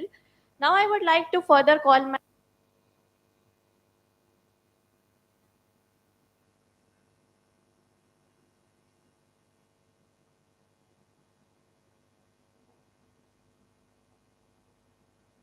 Can you walk us through the nutritional value of this product? It's obvious. We are a छोटा product नहीं है. It's a big brand. So obviously बात है कि जो इन लोगों ने अपने इंडेक्स में nutritional value दिया है, it's going to be like almost 100% accurate. So उसमें मेरा बोलना नहीं बोलना मतलब नहीं होगा. जिस तरह से इसके अंदर mention किया गया about your calories, about your sugar, about your fat, preservatives there, it is almost accurate. So what you can do is you can just go through the index and you can get it done. This product are advanced natural and there is no added sugar and preservative. In short, वैसा हो रहा है कि अगर तुम लोगों का shelf life जो है, it's like just for 5 days after the seal is open. तो obviously बात है preservatives का usage नहीं हुआ है. अगर preservatives का usage होता है, जिस तरह से cold drinks और बाकी सारी चीजों में रहता है, वो चीज का life नहीं रहता, जो उसका shelf life है वो भी काफी लंबा रहता है. Do patient really gets recover after consuming this product? बिल्कुल. अभी क्या है, अभी वायरल का सीजन चल रहा है. इस समय क्या है, लोगों को फीवर खत्म हो जाने के बाद वीकनेस बहुत आता है. वीकनेस को रिकवरी करने के लिए हम लोग को एनर्जी, मिनरल, इलेक्ट्रोलाइट देना ही पड़ता है. और रियल में इतने एनर्जी, कार्बोहाइड्रेट्स और इलेक्ट्रोलाइट है कि उसको देना इंपॉर्टेंट बनता है. So sir, what kind of feedback do you get from customers after they buy this product? Customer सब दूसरी बार रिमाइंड होकर वापस आते हैं. अच्छा, उसको अच्छा लगता है, मेरे पास मांगता है, मेरे पास अच्छी उसका सेल होता है.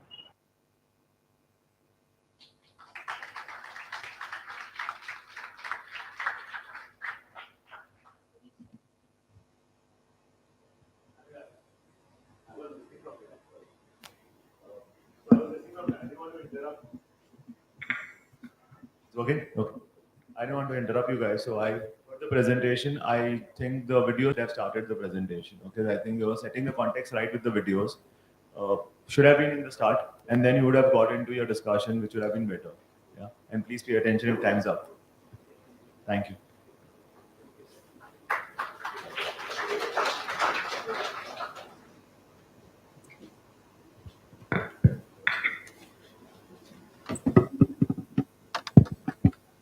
Thank you, team. In the field of marketing, the consumer is the king and the main decision maker. Today's panel discussion on the topic is consumer experience, a game changer for marketing success. This is sure to bring us closer to the reality behind business success. So it is a proud privilege to introduce our esteemed panel speakers. Now we would like to introduce our speakers of the panel discussion. Vikas Gupta, co-founder, Anecdote Consultant. After completing his MBA from KJ Somaya Institute of Management with specialization in marketing in 2001, Sir has become a leading corporate trainer. He has exceptional skills in supply chain operation, project management, manufacturing management, and talent management. Sir has been associated with Valvoline Cummins Limited, Castrol India Limited, Dabur India Limited, GlaxoSmithKline Consumer Health Limited, Asian Paint Limited, Johnson & Johnson Limited, and Atul Limited. He has now co-founded Anecdote Consultants, which conducts corporate training programs for senior executives. Sir is a certified energy manager from Bureau of Energy Efficiency Ministry of Power. Sir enjoys reading general management books, traveling, and watching news channels.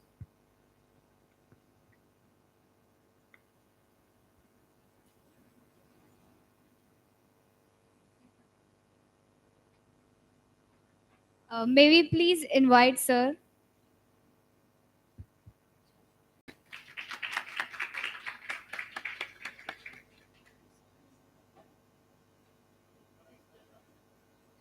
Okay.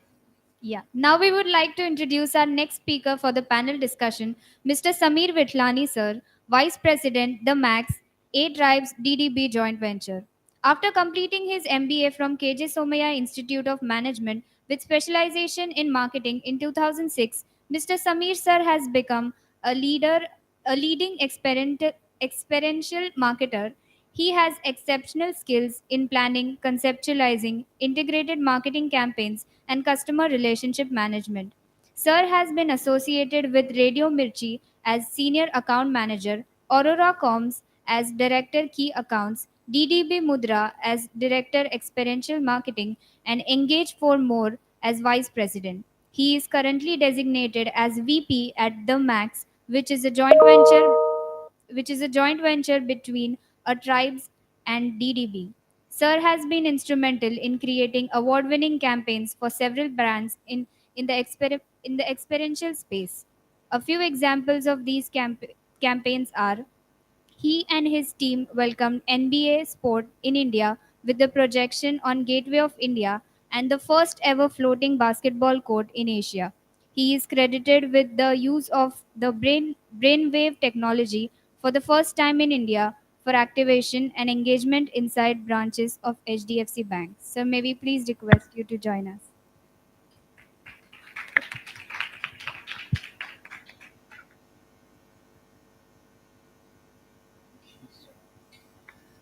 Now, we would like to introduce our next speaker of the panel discussion, Ms. Ankita Singhal, E-com Manager, Nivea India. Ma'am is a sales and marketing professional with demonstrated ability to think creatively and possess extensive experience in the areas of e-commerce and omni-channel execution. Her career highlighting include settling up business from scratch, building them into a sizable business, and enhancing the consumer experience through digital and O2O campaigns. Madam started her career with the L'Oreal Group after her master's in business administration. She then joined Unilever and is currently working as an e-commerce manager at Nivea India. Ma'am is also a seasoned blogger and an influencer with international publication and Google page #1 results. With more than 500K mentions on the web page, and she is also a sports enthusiast and a lifelong learner. Ma'am, we request you to please join us.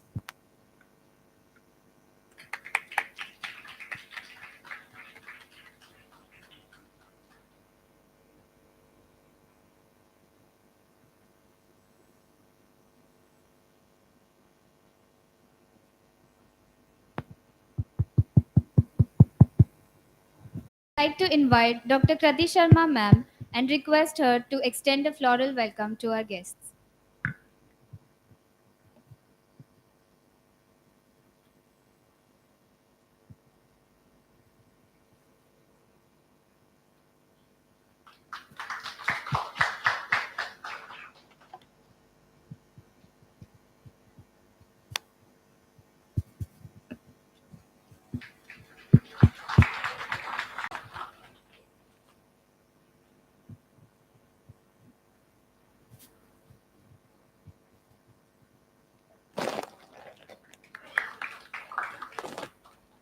To take the panel discussion ahead, we would like to request our Dean ma'am, the moderator of today's panel discussion, to please come forward.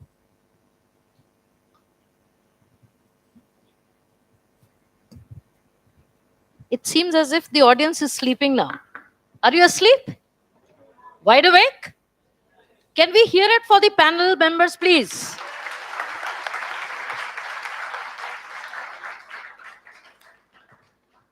Okay, we are going to make it very, very interactive. And we are trying to break this monotony, which seems to have infected many of you. That enthusiasm has to be visible while you're listening to the comments which are going to come from all the expert panelists. You have heard the introduction, but I would like to start this panel discussion by introducing each member my way. So to begin with, on my extreme left, I have a very, very good friend of mine. We have been friends for the last, I think, 15 years, and the kinds of award-winning campaigns that he has been showcasing on numerous occasions, I think that number is countless. I think we need to give him a very big hand and applause for the award-winning campaigns. Excellent. In the center, I have a very, very old associate and student as well. She used to be my student a long time ago, but I should not mention that as the main introduction. The main introduction is she has risen up the ranks and worked for wonderful brands. One of the first members within that particular batch to get picked up by L'Oreal, which came to the campus for the first time. And I think she was the first lady to have the honor of representing the institute at L'Oreal. Thereafter, she went on to Unilever, and her journey with Nivea has begun thereafter. So a wonderful FMCG professional today. Mr. Vikas Gupta, who is right here next to me, an extremely seasoned professional. He has worked for brands. I think you have all read the names of so many brands that he has worked for. And the most important thing is that he has played a significant role in turning around each of these brands. Two of the brands covered in today's presentation, Sensodyne and Dabur. I think these have been homegrown brands for him. He has worked with them, he's tried to promote them. So I think we are extremely honored to have Mr. Vikas Gupta on board today. Thank you so much. The panel discussion topic is consumer experience. And I know each one of you is here in the capacity of not just a listener and learner in the field of management and marketing, but you're also here as a consumer.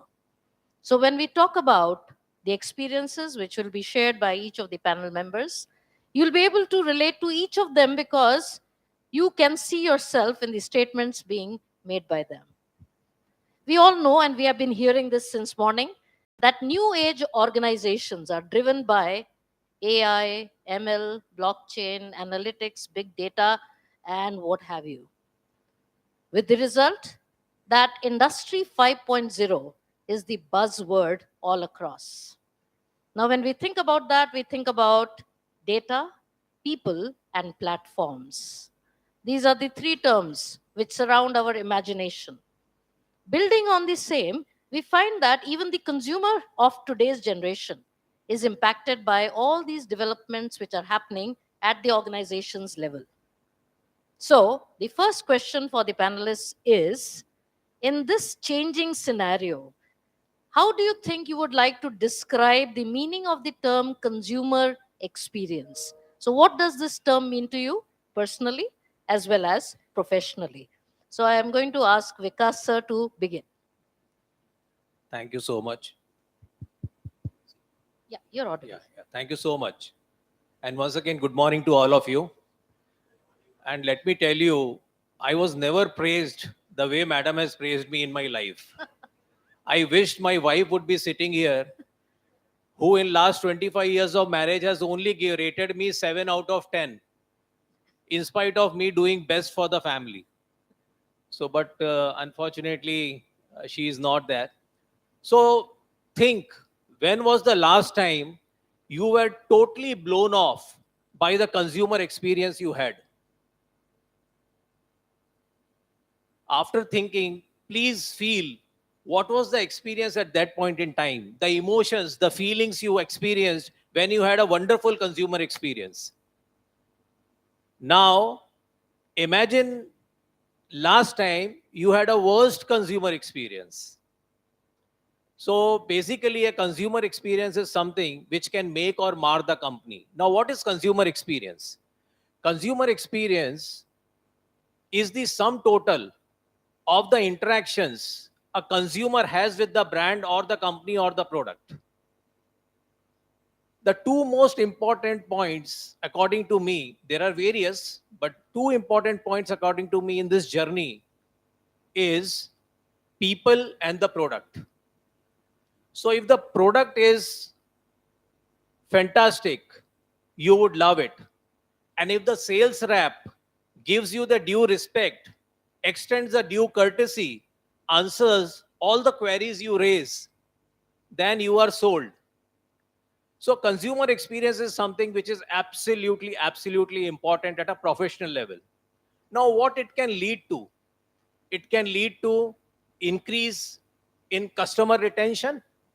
It can lead to increase in brand value. It can certainly be used as a competitive edge against the other competitors. I will just share one small data with you. 50% of the consumers change brand if they ever experience one bad incident. 82% of the consumer change the brand if they have more than one instance of bad experience. 95% of the companies have come to terms with the reality that consumer experience is the new competitive battlefield. Now, this is professionally, I define consumer experience. Now, at a personal level, I will tell you one small thing, what I understand by consumer experience. I used to fly Jet Airways when I was in corporate. Once I had to travel by Indigo. It was a late evening flight and I was called to the corporate office at Gurgaon and it was a grilling day. You know, when people are called to head office, what happens there. So I was grilled left, right, and center. And, in a very tired state, I was sitting in the aircraft. The journey was from Delhi to Mumbai. Suddenly, and it is a budget airline, there is nothing free. Even water is also not free nowadays.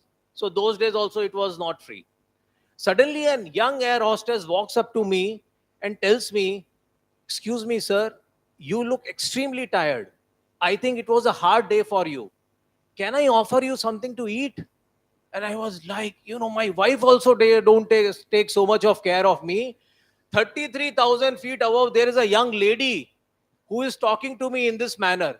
And trust me, from that day, I have been loyal to Indigo. This is my definition at a personal level of consumer experience. Thank you. Oh, fantastic. You want to clap for that? One point which has come, repetitively is he's remembering his wife. And I think the experience that he's getting at home, despite the fact that he has not acknowledged her contribution in his life, but you have actually said it. So I think that is experience at a personal level. See, at a personal level, when you remember people on all possible occasions, that is when you're reminded of what they have done for you, right? And experience is all about moving yourself through the journey of using a brand. So when you use a brand, you may either like it or dislike it, and he has said it beautifully that the statistics shows that this experience can lead the way for marketing success or failure. So both the sides of the coin can best be determined by your strategies with respect to managing consumer experience. Now, I would like to turn around to the youngest member on the panel and ask Ankita about sharing her viewpoint on the term consumer experience. I'll start by saying that it's a privilege sitting here, like with ma'am. I've studied under her. I've studied under Sami sir as well. Meeting Vikas sir, he has worked with some of the greatest brands that I've heard of or somewhere interacted, like the great sitting here. And he has set a really good context. Now I'll just layer up on, like, I agree with sir has said, I'm sure everyone does. I'll start with a personal thing. So as a consumer, I'm a very digital first consumer, digital savvy consumer. And it's not easy to please a digital. I'm like the toughest consumer out there. So for me, journey starts there. The consumer is very evolved, very aware. They know more than you can like tell them. Now they're just consuming data left, right, center, right?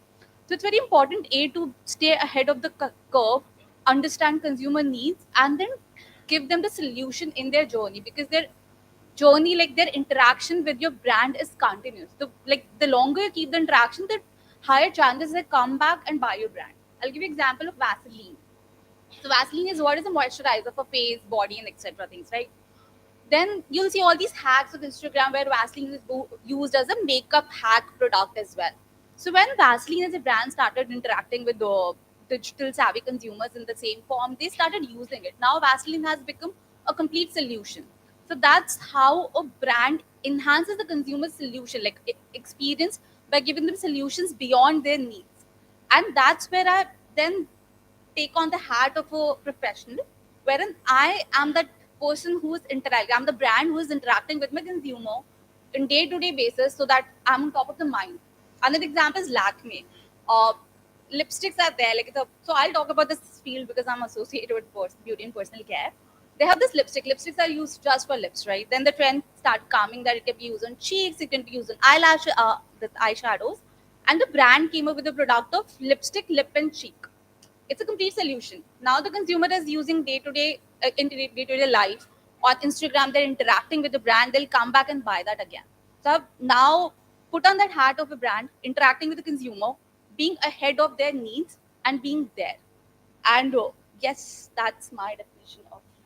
Okay, thank you so much, Ankita. That's from the viewpoint of a youngster. From what I have gathered, she seems to say that a consumer experience can be created. It can be created because all that is required to be done is for you to be proactive, to be able to understand the needs of the consumer even before the consumer has experienced it. So, experience is a journey of the future. You need to imagine the requirements of the netizens, like all of you seated here. You need to understand the solutions that you people are looking for and try and evolve a product and give an experience accordingly. Now, with this changed perspective, I think we have a person who is middle ground in terms of age and experience. A very wonderful colleague of mine has been with me on numerous occasions. We have shared the platform on several times. I think today it's my privilege and honor to now ask Samir to explain consumer experience his way. You're still in the morning, right? Yeah, okay. The time has passed so I think slow. I think that I'm sure half of y'all are either sleeping or just about to crash. Okay, so I'll just give you a background about what consumer experience is all about, right? And coming from the field of experiential marketing, which just talks about experiences that you create, uh, for me, consumer experience is all the senses that a trigger can be created by a brand, right? From your sound to your smell to your taste to the fragrances which are created by brands, right? Imagine, I'm sure you guys walk into different stores to buy stuff, right? I understand 80% of the purchases would happen digitally, but still, for the namesake, for just to be outside, you might just walk into a store, right? What is the first thing that comes to you when you walk into any of the stores? Let's say you walk into a store which is a store which is like a Zara. Yeah, let's just say Zara. If you walk into Zara, what is the first thing that comes to your mind? Anybody?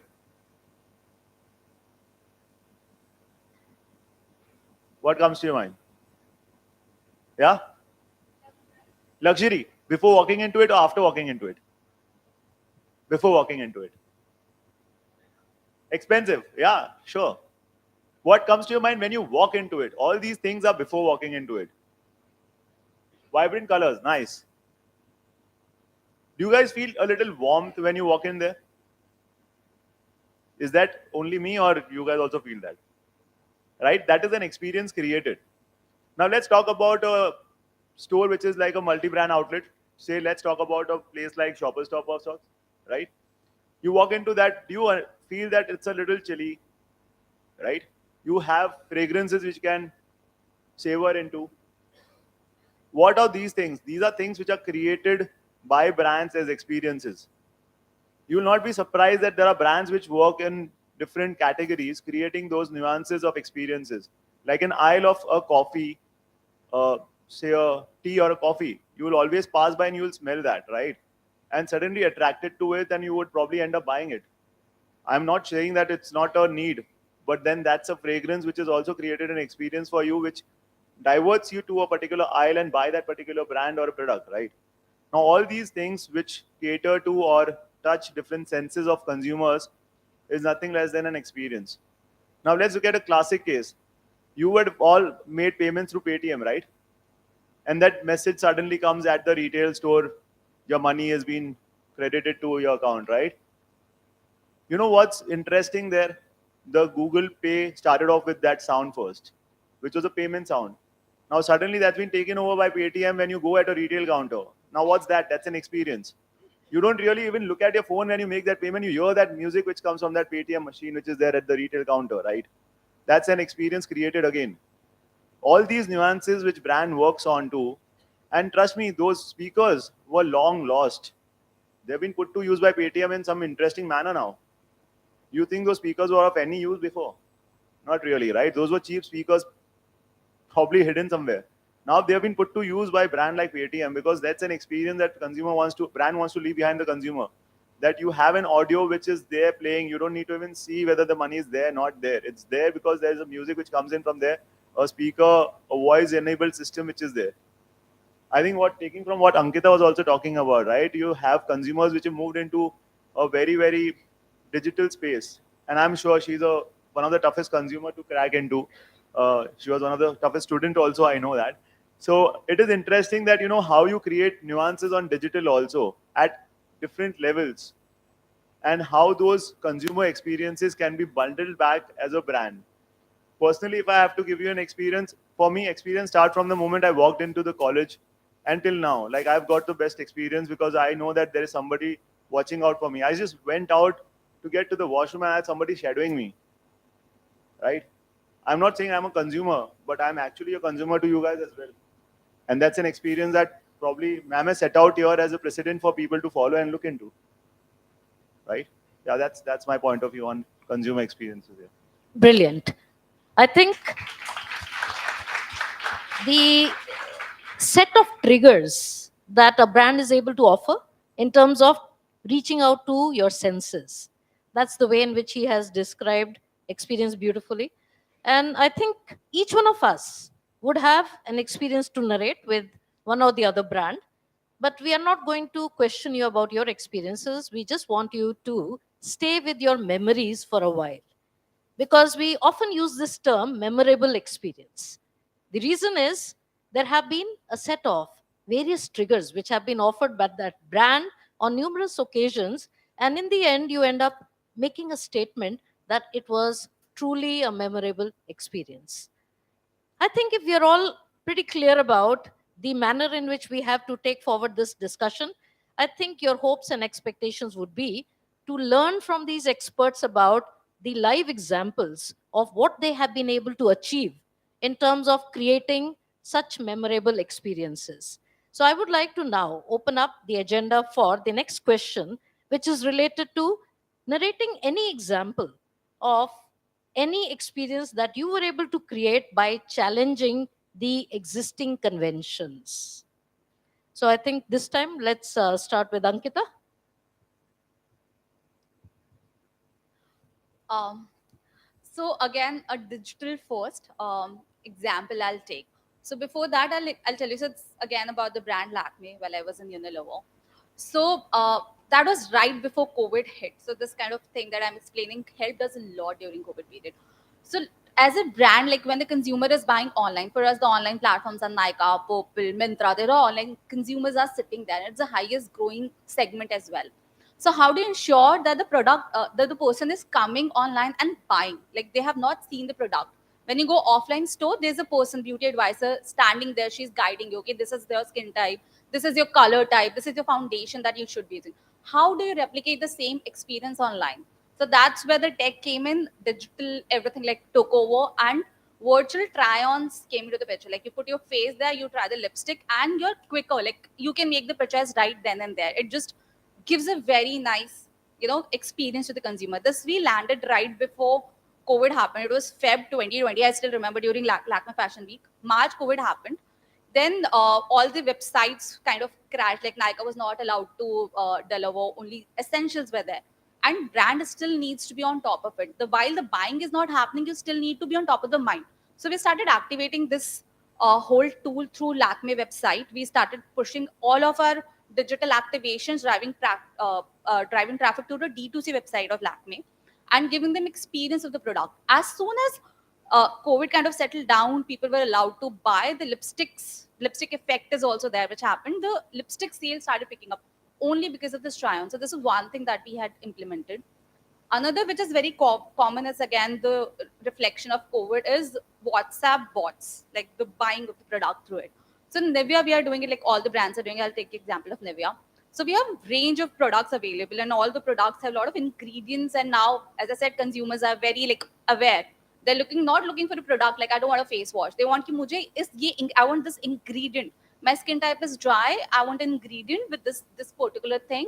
And that's what I want. So how do I aware them? Through WhatsApp bot, we created this questionnaire. And by end of it, we give them a buying link. Okay, here you come, buy. These are the gratification you have. So it's a very nice sitting in their home. The consumer is getting awareness. Then they are considering the product and they're buying. So there's a few of the initiatives that we have taken. Oh, these are really brilliant initiatives.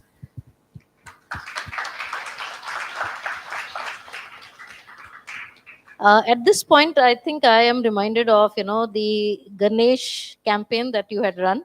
I know it was, a slightly older campaign, but that was the first innovation that I saw coming from his end, where he took the initiative of creating an idol which can immerse itself within the pool and dissolve itself on its own. So that initiative, I think, caught a lot of eyeballs, and the viewership of that campaign was really, really tremendously high. I think that's what I recall of innovation when it comes to Samir. And Samir, we would like to hear next from you. Any example, recent example of what you have done?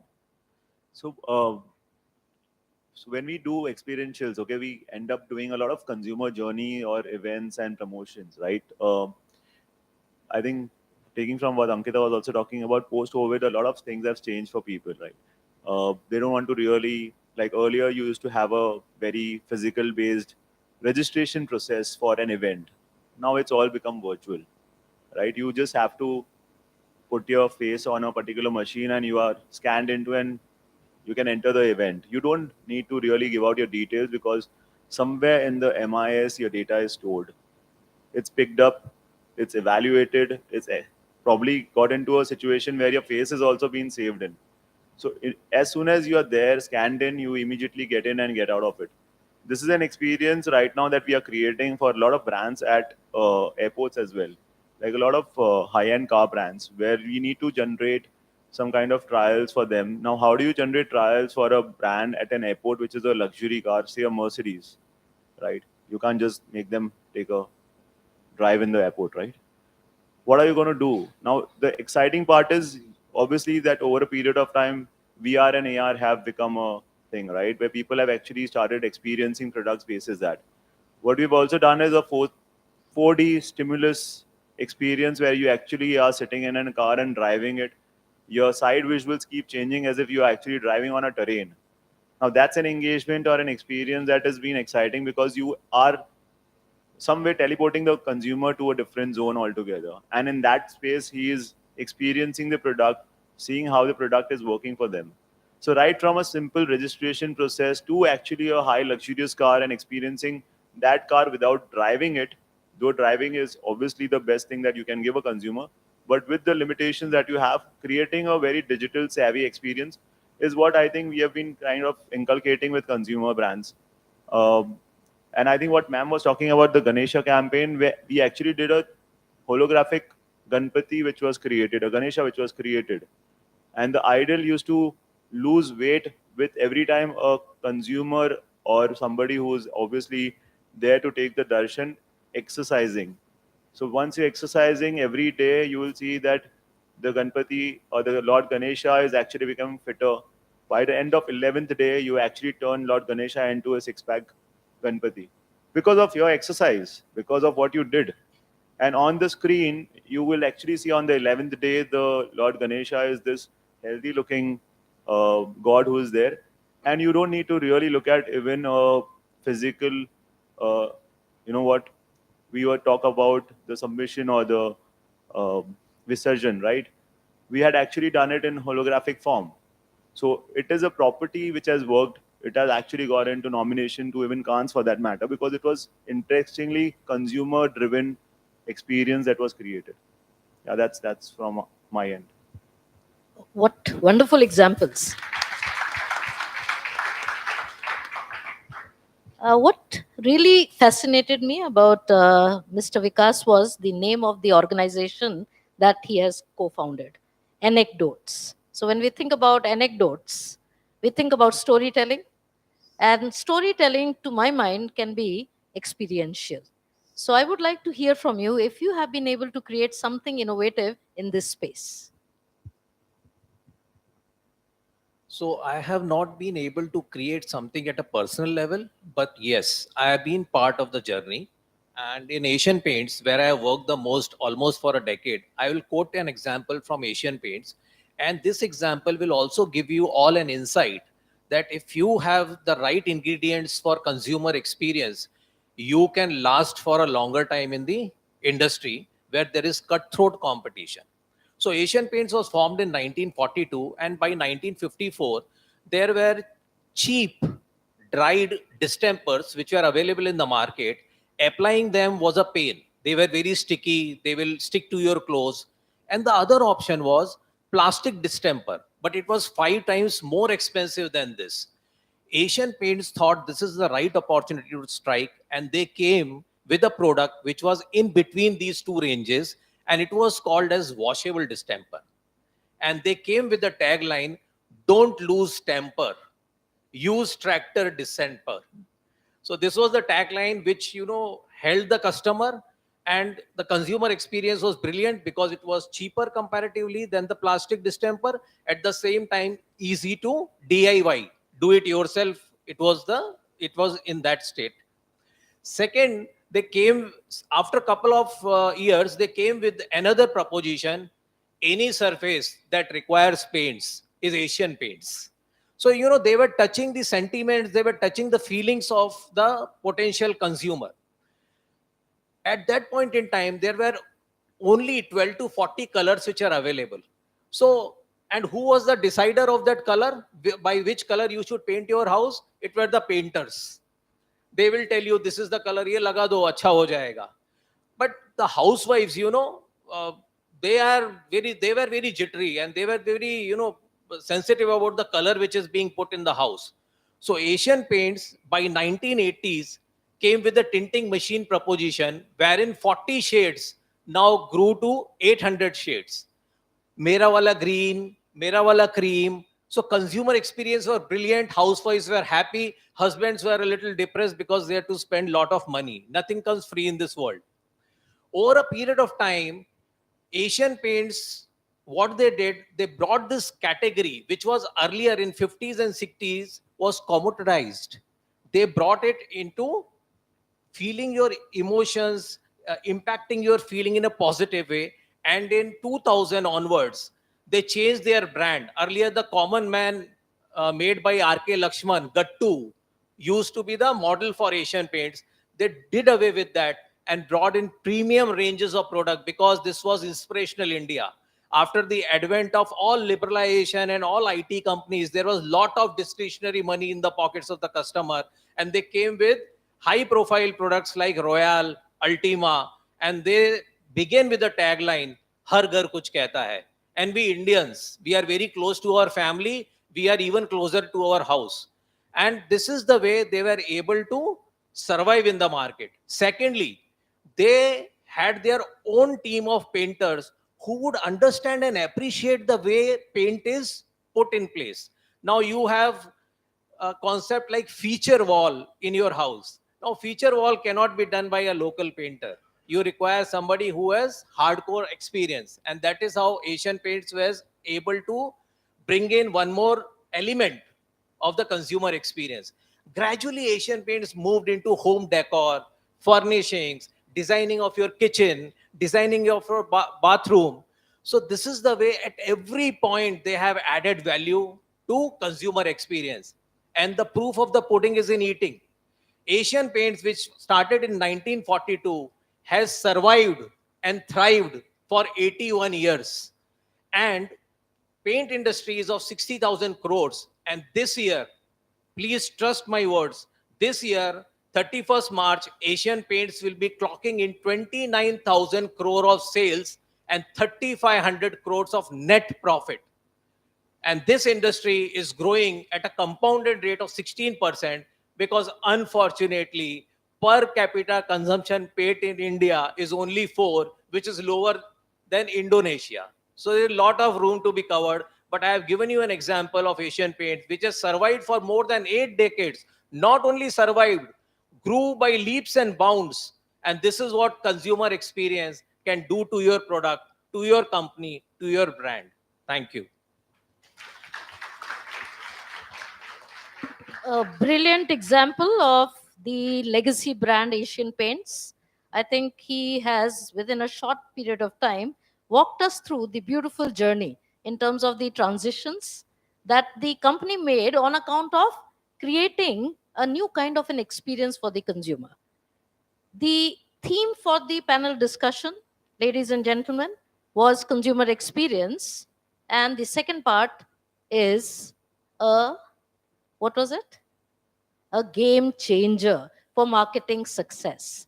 So by now, I'm sure that all those who have presented the stories of the brands in the morning, they would also be rethinking about the way in which they can, in one line, explain and examine for all of us to understand that you understood your brands well, and you can tell us about the way in which the brands evolved according to what they wanted to create for the consumer. So any volunteers from the presenter side who would like to come here and take this opportunity of expressing themselves in terms of consumer experience? I was quite fascinated by the Raymond presentation. Can we have somebody from the Raymond team? Team Raymond, anybody? Yeah, okay. Please come up right here, pick up the mic and try and give us an explanation about how do you think Raymond responded to the changing requirements of consumers over a period of time. A big hand for her to volunteer to be here.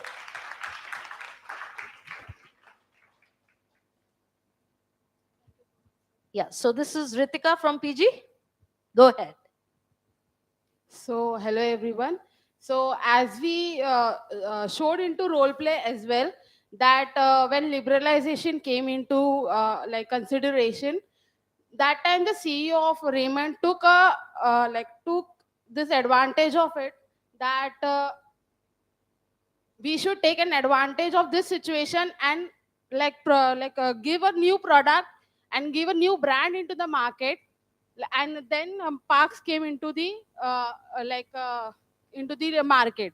So that was the time when Raymond understood that not only formal wear is into the trend, but also casually we have to go into the market to know people and to get to know more the market about.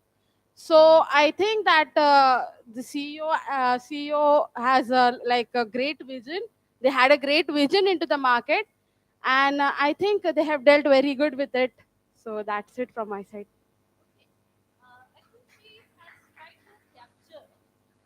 Have your mic, please.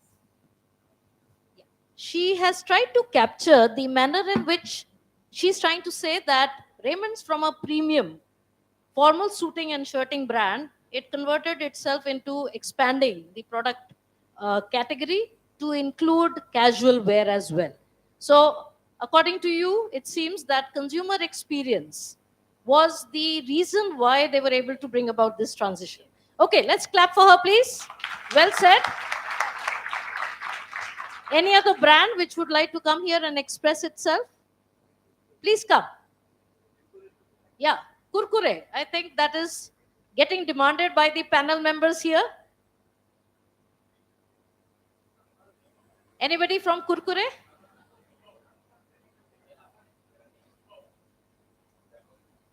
Weber. We welcome you to come and talk about Kurkure.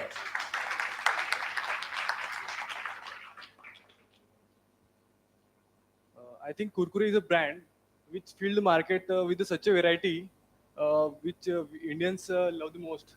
We love spices, we all know. So they cover every spice which we can expect or we can imagine. So that is the strategy. Consumer experience I would like to share. Thank you. You know what? Weber was looking at Samir sir because Samir sir talked about sensorial experience. And to be able to reach out to the Indian palate, the only way in which you can do that is by giving them a variation in the masalas or the taste that you have to offer. And I think he has captured the essence of experience actually. So though he has been a little meek and mild in expressing himself, but a big hand for the idea. Well captured. The beauty of being a good student lies in terms of understanding what the panelists are saying, what they are wanting to convey, and then converting it to apply it to what you know. So we have one more volunteer who would like to come here. So can we have a round of applause for him, please? Pratmesh.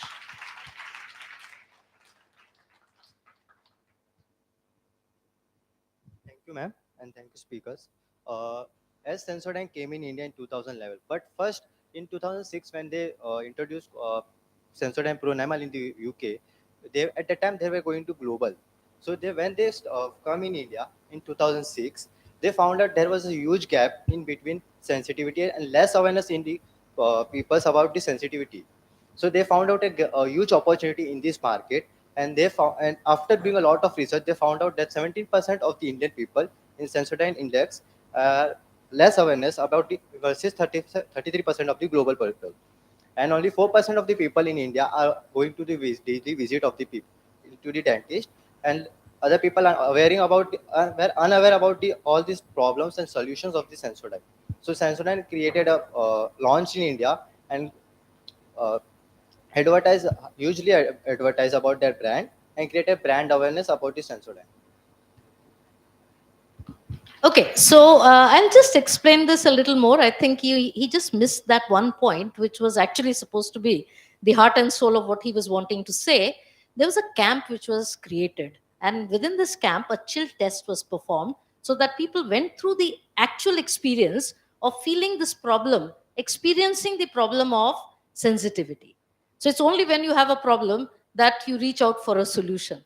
And that's exactly what Sensodyne was able to accomplish. But thanks a lot, Prathmesh, for coming up. Thank you. So now we understand that the students will have to start thinking imaginatively. You'll have to learn to connect all these dots. Whatever is being expressed here by the panel members, that has to be clearly understood by you and applied to what you know. I think taking the conversation forward, my next question is absolutely relevant to all the youngsters who are aspiring to build a career in management. And that is, what are the specific skills that you think are required by the present generation? Would be, say, marketing or management professionals so that they can bring about success for their organizations. So this is the general question, and particularly in the space of experience building. So this time, Mr. Vikas, we would like you to start. So the question is, if I have understood correctly, that as professionals, when you would be stepping in the real world, what ingredients you should carry apart from your core competency to understand the market. So my take would be that you should be very, very adept, expert in unlearning and learning. Both the things are required because you have to unlearn many things you must have learned, which nowadays have become obsolete. And the marketing landscape is changing every second. So you will have to grasp that. The second is you should master the art of communication, because only communication is something which through which you will be able to reach out to the consumer and would able to express yourself effectively. Secondly, the messaging should be succinct. It should be very crisp, very brief, not verbose. One more thing which comes to my mind is you have to develop your analytical abilities, because you will be faced with lot of data.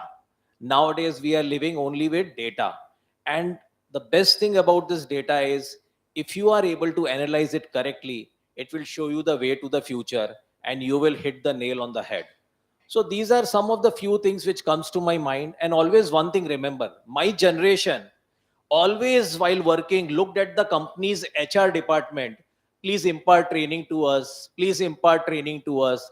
And HR used to do in the customary manner, itna mandates bharne ka hai. Now that time is over. You are living in a digital world where every second technology is changing. The mobile which I bought 2 months back is obsolete, is available now at 7,000 rupees discount.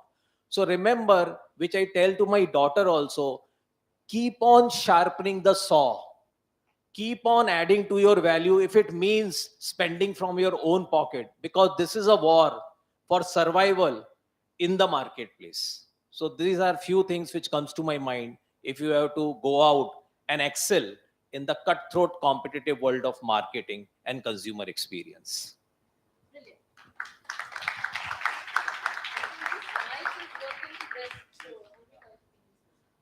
Wow. So I'll start by saying that I'm still in the process of learning. Like I said, I'm lifelong learner. Here, I from Saw, from and from Ma'am, from you all. In fact, I learned a lot today. So learning continuous process. Just be on top of the things. As I said, never stop learning. Yes, build your foundations. So you all must be like, okay, I want to be a marketer, right? You cannot be a marketer unless you understand sales. I started with L'Oreal in the GT sales. Those months I remember, I used to like cry, but that helped build my foundation. Today I'm sitting here, like I had a journey because I built a very strong foundation in different geographies. I was not scared of that, the hard part of the learning experience. So build a foundation. Another is just continuously network. talk to people, understand what is required in the industry. Here, sitting here, we think, okay, there are very few roles, like sales is there, marketing is there, like a lot of emerging roles are coming, like performance marketing is there, precision marketing is there. You can be a data analyst in the marketing. So today, FMCG companies, data is a king, right? They're hiring people who are very tech savvy. So build a foundation, find your like right now, build your foundation on the core, but then start seeing that where your interest lies, and then be on top of that. Like, never stop learning there. Never shy away from accepting your mistakes in person. I'm not saying, but go and seek guidance with the experts. Come to ma'am, your mentors. Find a mentor in the industry who knows your journey. Then build your curve accordingly. Rest all sir has very beautifully covered. So yeah, that's from my side.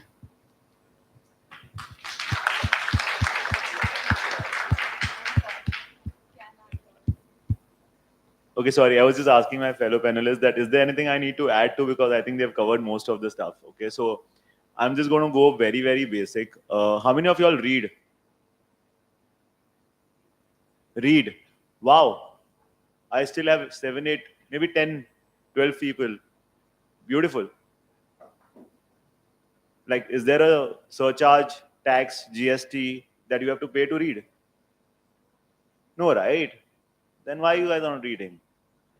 And I still remember, I think this is something that my initial conversation with ma'am used to be that, and we used to do this exercise in college also. Come read an article and then present that article. Right? And I'm sure she would have still followed that practice, and I'm sure students here would be doing it. But guys, start reading. Okay, it's not a rocket science. It's just a bloody piece of paper you need to read. Nothing else. The rest will follow. And there are only two things that I right now go by. One is being agile is the only algorithm that you need to keep in mind. Be as agile as you can, as flexible as you can. Don't stick to yourself saying that, no, this is what I'm cut out to do. This is what I should be doing. This is what is meant for me. If it's meant for me, you have read it 1,000 times, it will come to you. But be agile, right? And the second thing which is important is being inquisitive is the only integer, right? Be very, very inquisitive in whatever you want to know, learn. I think it goes back to what Ankita and Sir spoke about in terms of, growing, learning, your learning curve. But unless until you're not inquisitive, the moment you feel that, you know it all, that's the game over for you. So unless and until you're not inquisitive about knowing things, understanding things, questioning things, the journey is not going to go far. Yeah, that's the 2 points that I had. Thank you. So we all use a lot of social media. Like, content is something we are continuously absorbing. Start making frameworks around it in your mind, like why a brand is creating a certain content. So on Instagram, you'll see similar kind of communication coming, right? Connect to the brand, like, okay, now the brand is doing this communication. What could be the reason behind it? I'll give you example. Like right now, you all have covered market share in your presentation, and for every brand, market share is the biggest thing. They cannot afford to lose market share. That's why they do acquisition. That's why they do innovations, find white spaces, and come into that category. So connect. Okay, so the brand has acquired something. So Sensodyne got acquired by HUL because Close-up was not big. Colgate is the biggest one we've shown. So to acquire that, like how do they grow? They cannot grow Close-up. They acquired Sensodyne. Then started creating more awareness, and they ensured the communication of Close-up is very different from communication from Sensodyne. They never let their own brands cannibalize each other, right? Try to connect the dots when you're consuming data. I'll give you example, my personal learning. D2C brands, you all know, the direct to consumer brands, the Shark Tank thing that you see, the startups, right? Biggest is Mama Earth. They're in personal care, they're just changing the game. They have shaken up the foundations of all the big brands out there, like HUL is shaken up, L'Oreal, Nivea, everyone is shaken up. One thing they did, they have this Upton range. So they started using Upton in haldi ceremonies. Like, it's a new genre created, like new segment created. Then they very nicely put it on LinkedIn. We picked up, okay, this is where they're growing. So before that wave came in, we kind of picked up that, okay, this is how brands communication is going to be. So if you start seeing data from that perspective, you'll start understanding, you probably will be ahead of the curve, like before brand starts the communication, you might come back and reflect the same in your own brands. To never, whatever you do in life, just take it as a piece of learning for yourself. Yeah, just may I add one line? Yeah. I just want to take forward what Samir sir said. And it is something which is very brilliant, which he said, and I completely agree with him 100% and try to practice as much as possible. Who are you? You are a MBA student. So, MBA student, it is your responsibility to always talk in management terms. Always read books like HUL Factory, written by Sitapati, who was executive director, food division of HUL. Now he is CEO and MD of Godrej Consumers. Read about biography of Indra Nui, and they will give you great insights. From that biography, you can understand how she was able to balance between work and home.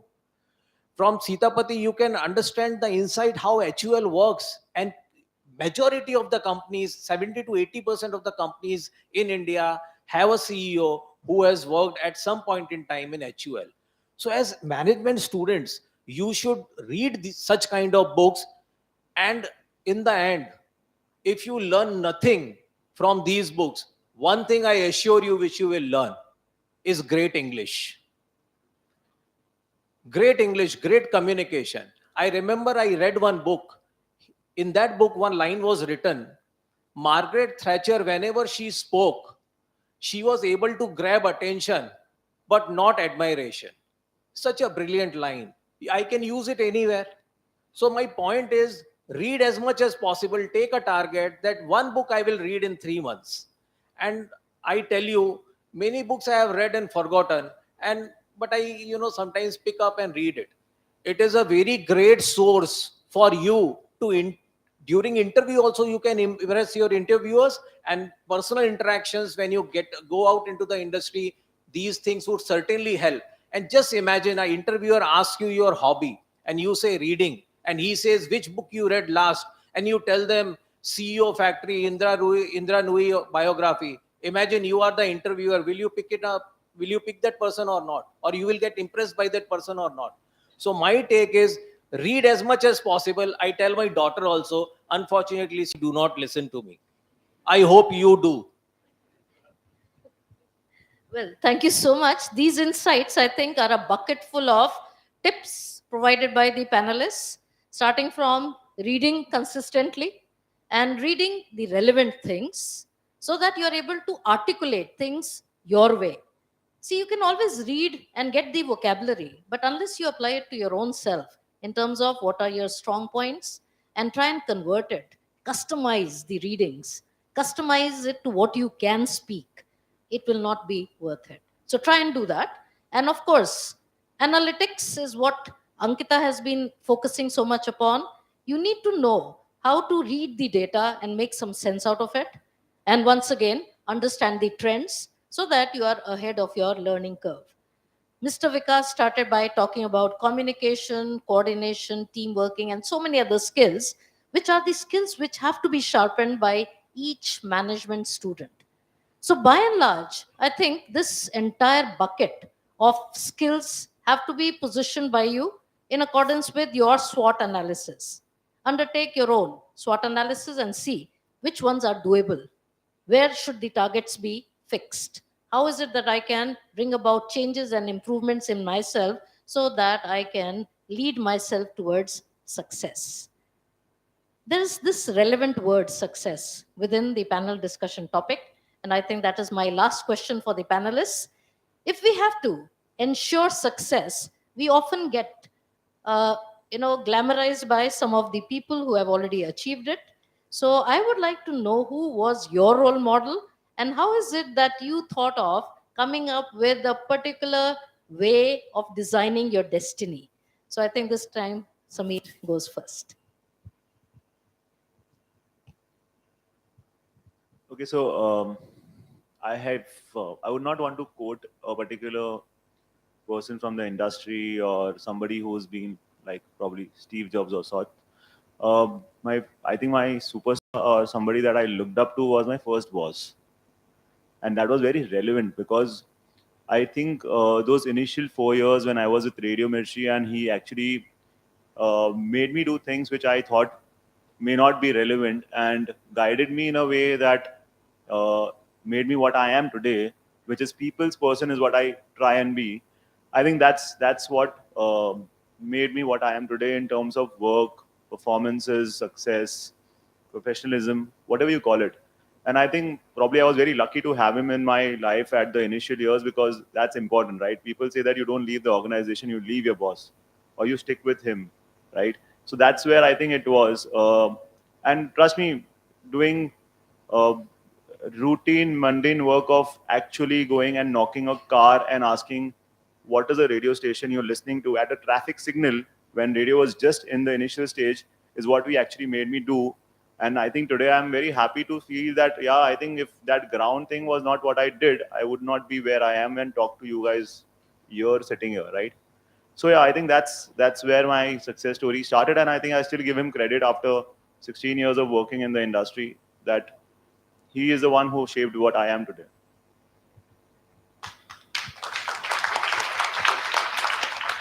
Just one quick comment on what Sameer sir has said. I think, gratitude is to be expressed. And on this forum, we are wanting people to say that, because deep down within us, we all know that there are people instrumental in guiding and mentoring us. And we must always thank them for their contributions. So thank you so much, Sameer sir, for remembering your boss. Can we have his name, please? Puneet Mehra. Yeah, Puneet Mehra. He's working with Times of India right now. All right. So, Mr. Puneet Mehra from Times of India, thanks to you for bringing in Sameer sir to us. A big hand for both of them, please. Ankita, would you like to go next? Yeah, so I continue this journey again. So I have multiple role models or mentors, like each in all the organization. There are two still in touch with me. I always take guidance from them. One was in HUL. So in HUL, I joined in the omni-channel team. And omni-channel at that time was just like kind of setting up. It's a startup, right? Nothing is there, like nothing is structured. You have to set up things, and it's very, very, very exhausting.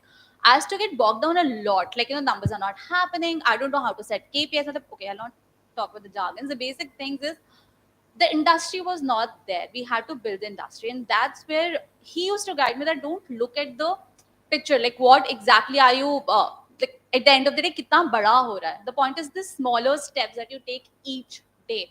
And that's what I started doing. Every week, I would set a small target for me. I'll achieve it. And again, that COVID happened, and that made HUL be ahead of the curve. They were one of the ones that were still driving numbers, everything was still happening, because somewhere that omni-channel experience helped me. And that from there, my career kind of shot up. His guidance is still very important. Another one is from Nivya. He was the marketing director, and that's the first time I've come into the marketing side. Till that, I was on the majorly in the sales side or understanding consumers more. Marketing had us little different. When I came here, he's just solved the complete problem. Like, he gave me two statements why Nivya is where it is, and where exactly he's seeing it, and where I come into the picture.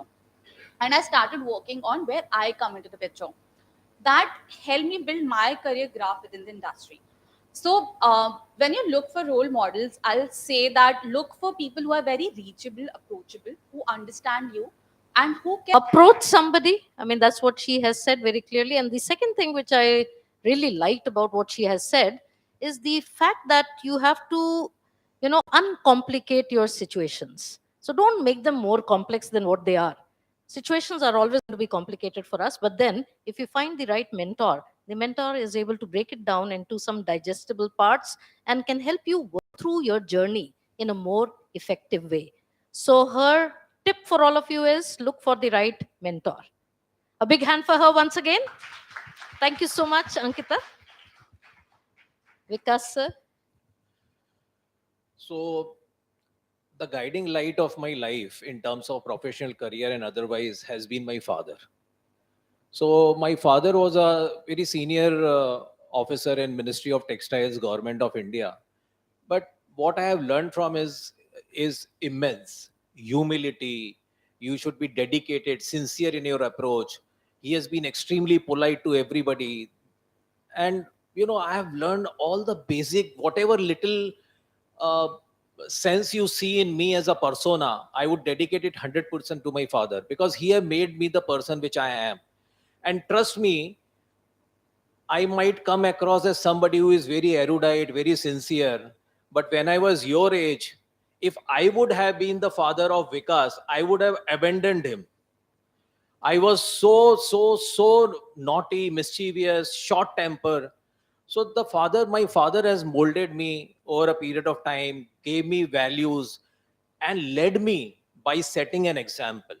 And still, my father is 82, and daily I phone him. We discuss things, whatever is happening in my life. So uh, this is what I have learned. But I have worked in so many organizations, and trust me, each of my senior, each of my peer, and each of my junior, I am indebted. I have that attitude of gratitude towards each one of them. Even the security person standing at the gate, he can teach you something if you are willing to learn. So even when I entered the college, standing downstairs, as Samir sir said, I am repeating the same thing. They were so humble, polite. I mean, I want to go to the toilet. The person is accompanying me. If I don't stop him, he would come till the very end. So, so the point is, I have learned immensely from you also today. Only thing is, you have to keep your mind open, and the life will teach you everything. So my sense of gratitude towards my parents for having me on this planet Earth, and all the bosses who taught me the tricks of the trade, and ma'am who made my day by appreciating so much, and this young colleague of mine who keeps on telling me that he is a new kid on the block. But trust me, people like her, uh, my daughter, for example, if I have to give you an example, she teaches me so much about digital. Otherwise, I used to fear digital money is something, taboo for me. Until unless I will see that Kadak note in my hand, I will not feel satisfied. So this is the generation from whom, if we wish to learn, there is immense things to learn. So my sense of gratitude to each of the person who has interacted with me and leave me richer with the teachings of his or her. Thank you. Thank you so much, Mr. Vikas. That's a perfect example of living through a learning experience. See, the very fact that he stated the gratitude towards his father, and may he live a very, very long and healthy life. That is what we would like to wish him. And we feel that starting from there till the latest experience that he has just shared with the other panelists here, he has expressed his gratitude to everybody here, including the hospitality team that we have on campus that we are extremely proud of. I think that is experience. And when we talk about experience, it is this ingredient that he has mentioned about his satisfaction with respect to every interface. You have to seek that. And trust me, if you seek that, it will come to you. If you don't seek a consequence, it never happens. You have to create a consequence. And the consequence that you all want to create for yourselves is success through experience. So, all the best to all those who are present here to go ahead on this journey of experiential learning, because from experiential marketing, we have ultimately come down to experiential learning. And we would like to wish each and every person all the very best.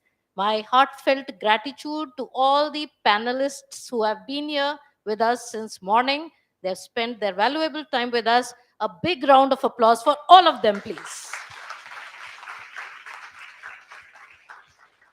Thank you so much. And now can we call over the hosts to take it up? Thank you so much, ma'am, for this energetic and insightful panel discussion. We request you to please felicitate the speakers.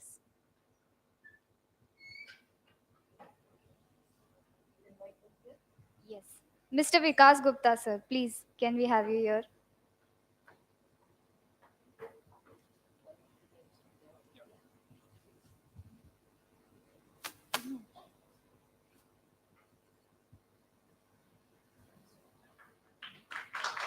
Mr. Samir Vitlani, sir.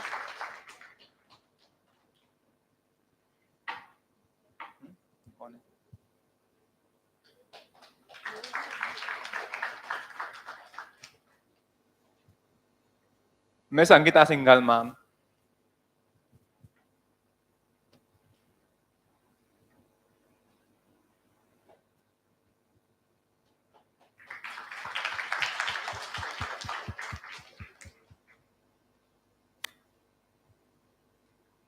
Before we end the conclave, we would like to felicitate our student presenting teams with certificates for their presentations today. For that, I would like to request one representative from each team to come forward and collect the certificates on behalf of their team. From Team Make My Trip, may I please invite Ria Durge.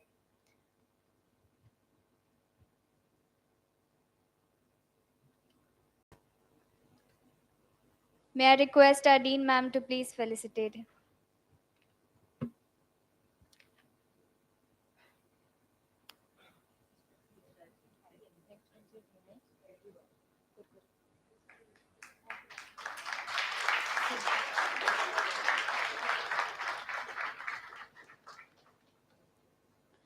From Team Kurkure, may I invite Siddhi Ghule, please.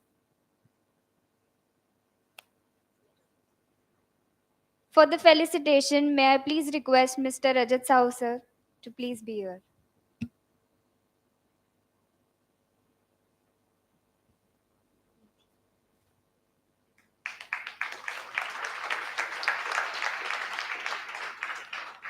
From Team Raymond, may I request Nidhi Gandhi to please join us. For that, may I request Mr. Vikas Gupta sir to please do the felicitation.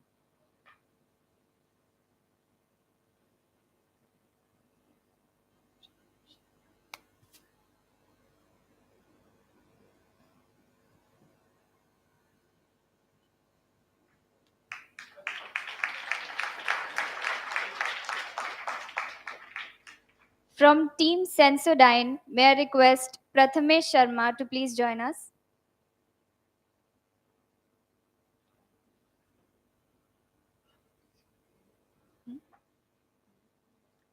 Samir sir. For the felicitation, may I request Mr. Samir Vitlani sir.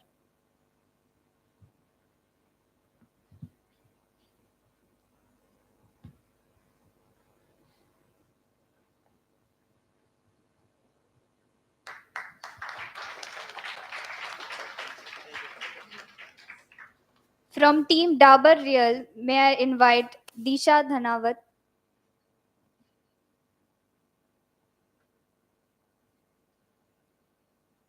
For the felicitation, may I request Miss Ankita Singhal ma'am.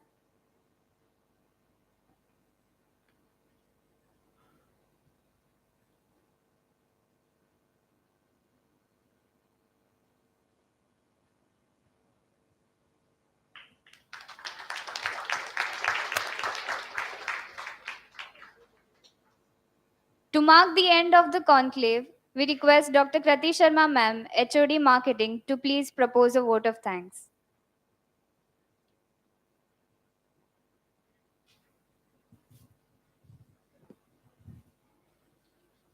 Thank you, Tanvi. Very warm good afternoon to everyone. It gives me immense pleasure to propose a vote of thanks on the occasion of Marketing Conclave and Roundtable 2023. First, I would like to give my thanks to our Honorable Chairman, Sir, Shri Harishchandra Mishra ji, our trustees, Shri Ashish Mishra ji and Shri Aditya Mishra ji, for motivating us to organize the event. My special thanks to our Director MSR and Dean Management, Dr. Sunita Srivastava ma'am, who is the main pillar behind the success of this event. Ma'am's guidance and encouragement always helps us to perform even tedious jobs with full efficiency and effectiveness. I would like to express my sincere thanks to the organizing team who worked behind the scene, our IT team for managing all the technical competencies, our non-teaching staff for providing the logistics support. Thank you, team, for the organizing and helping for these things to maintain the program in a proper way. I also want to thank my heartfelt thanks to all my faculty colleagues who helped me as and when I required support and cooperation from them.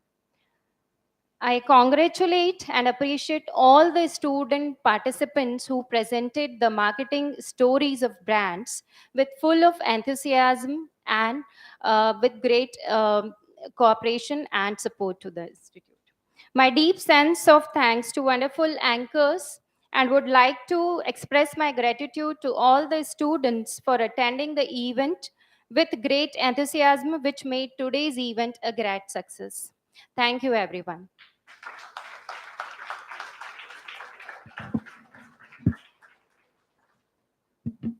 Thank you so much, everyone. And I request the students to please stay back until the dignitaries leave.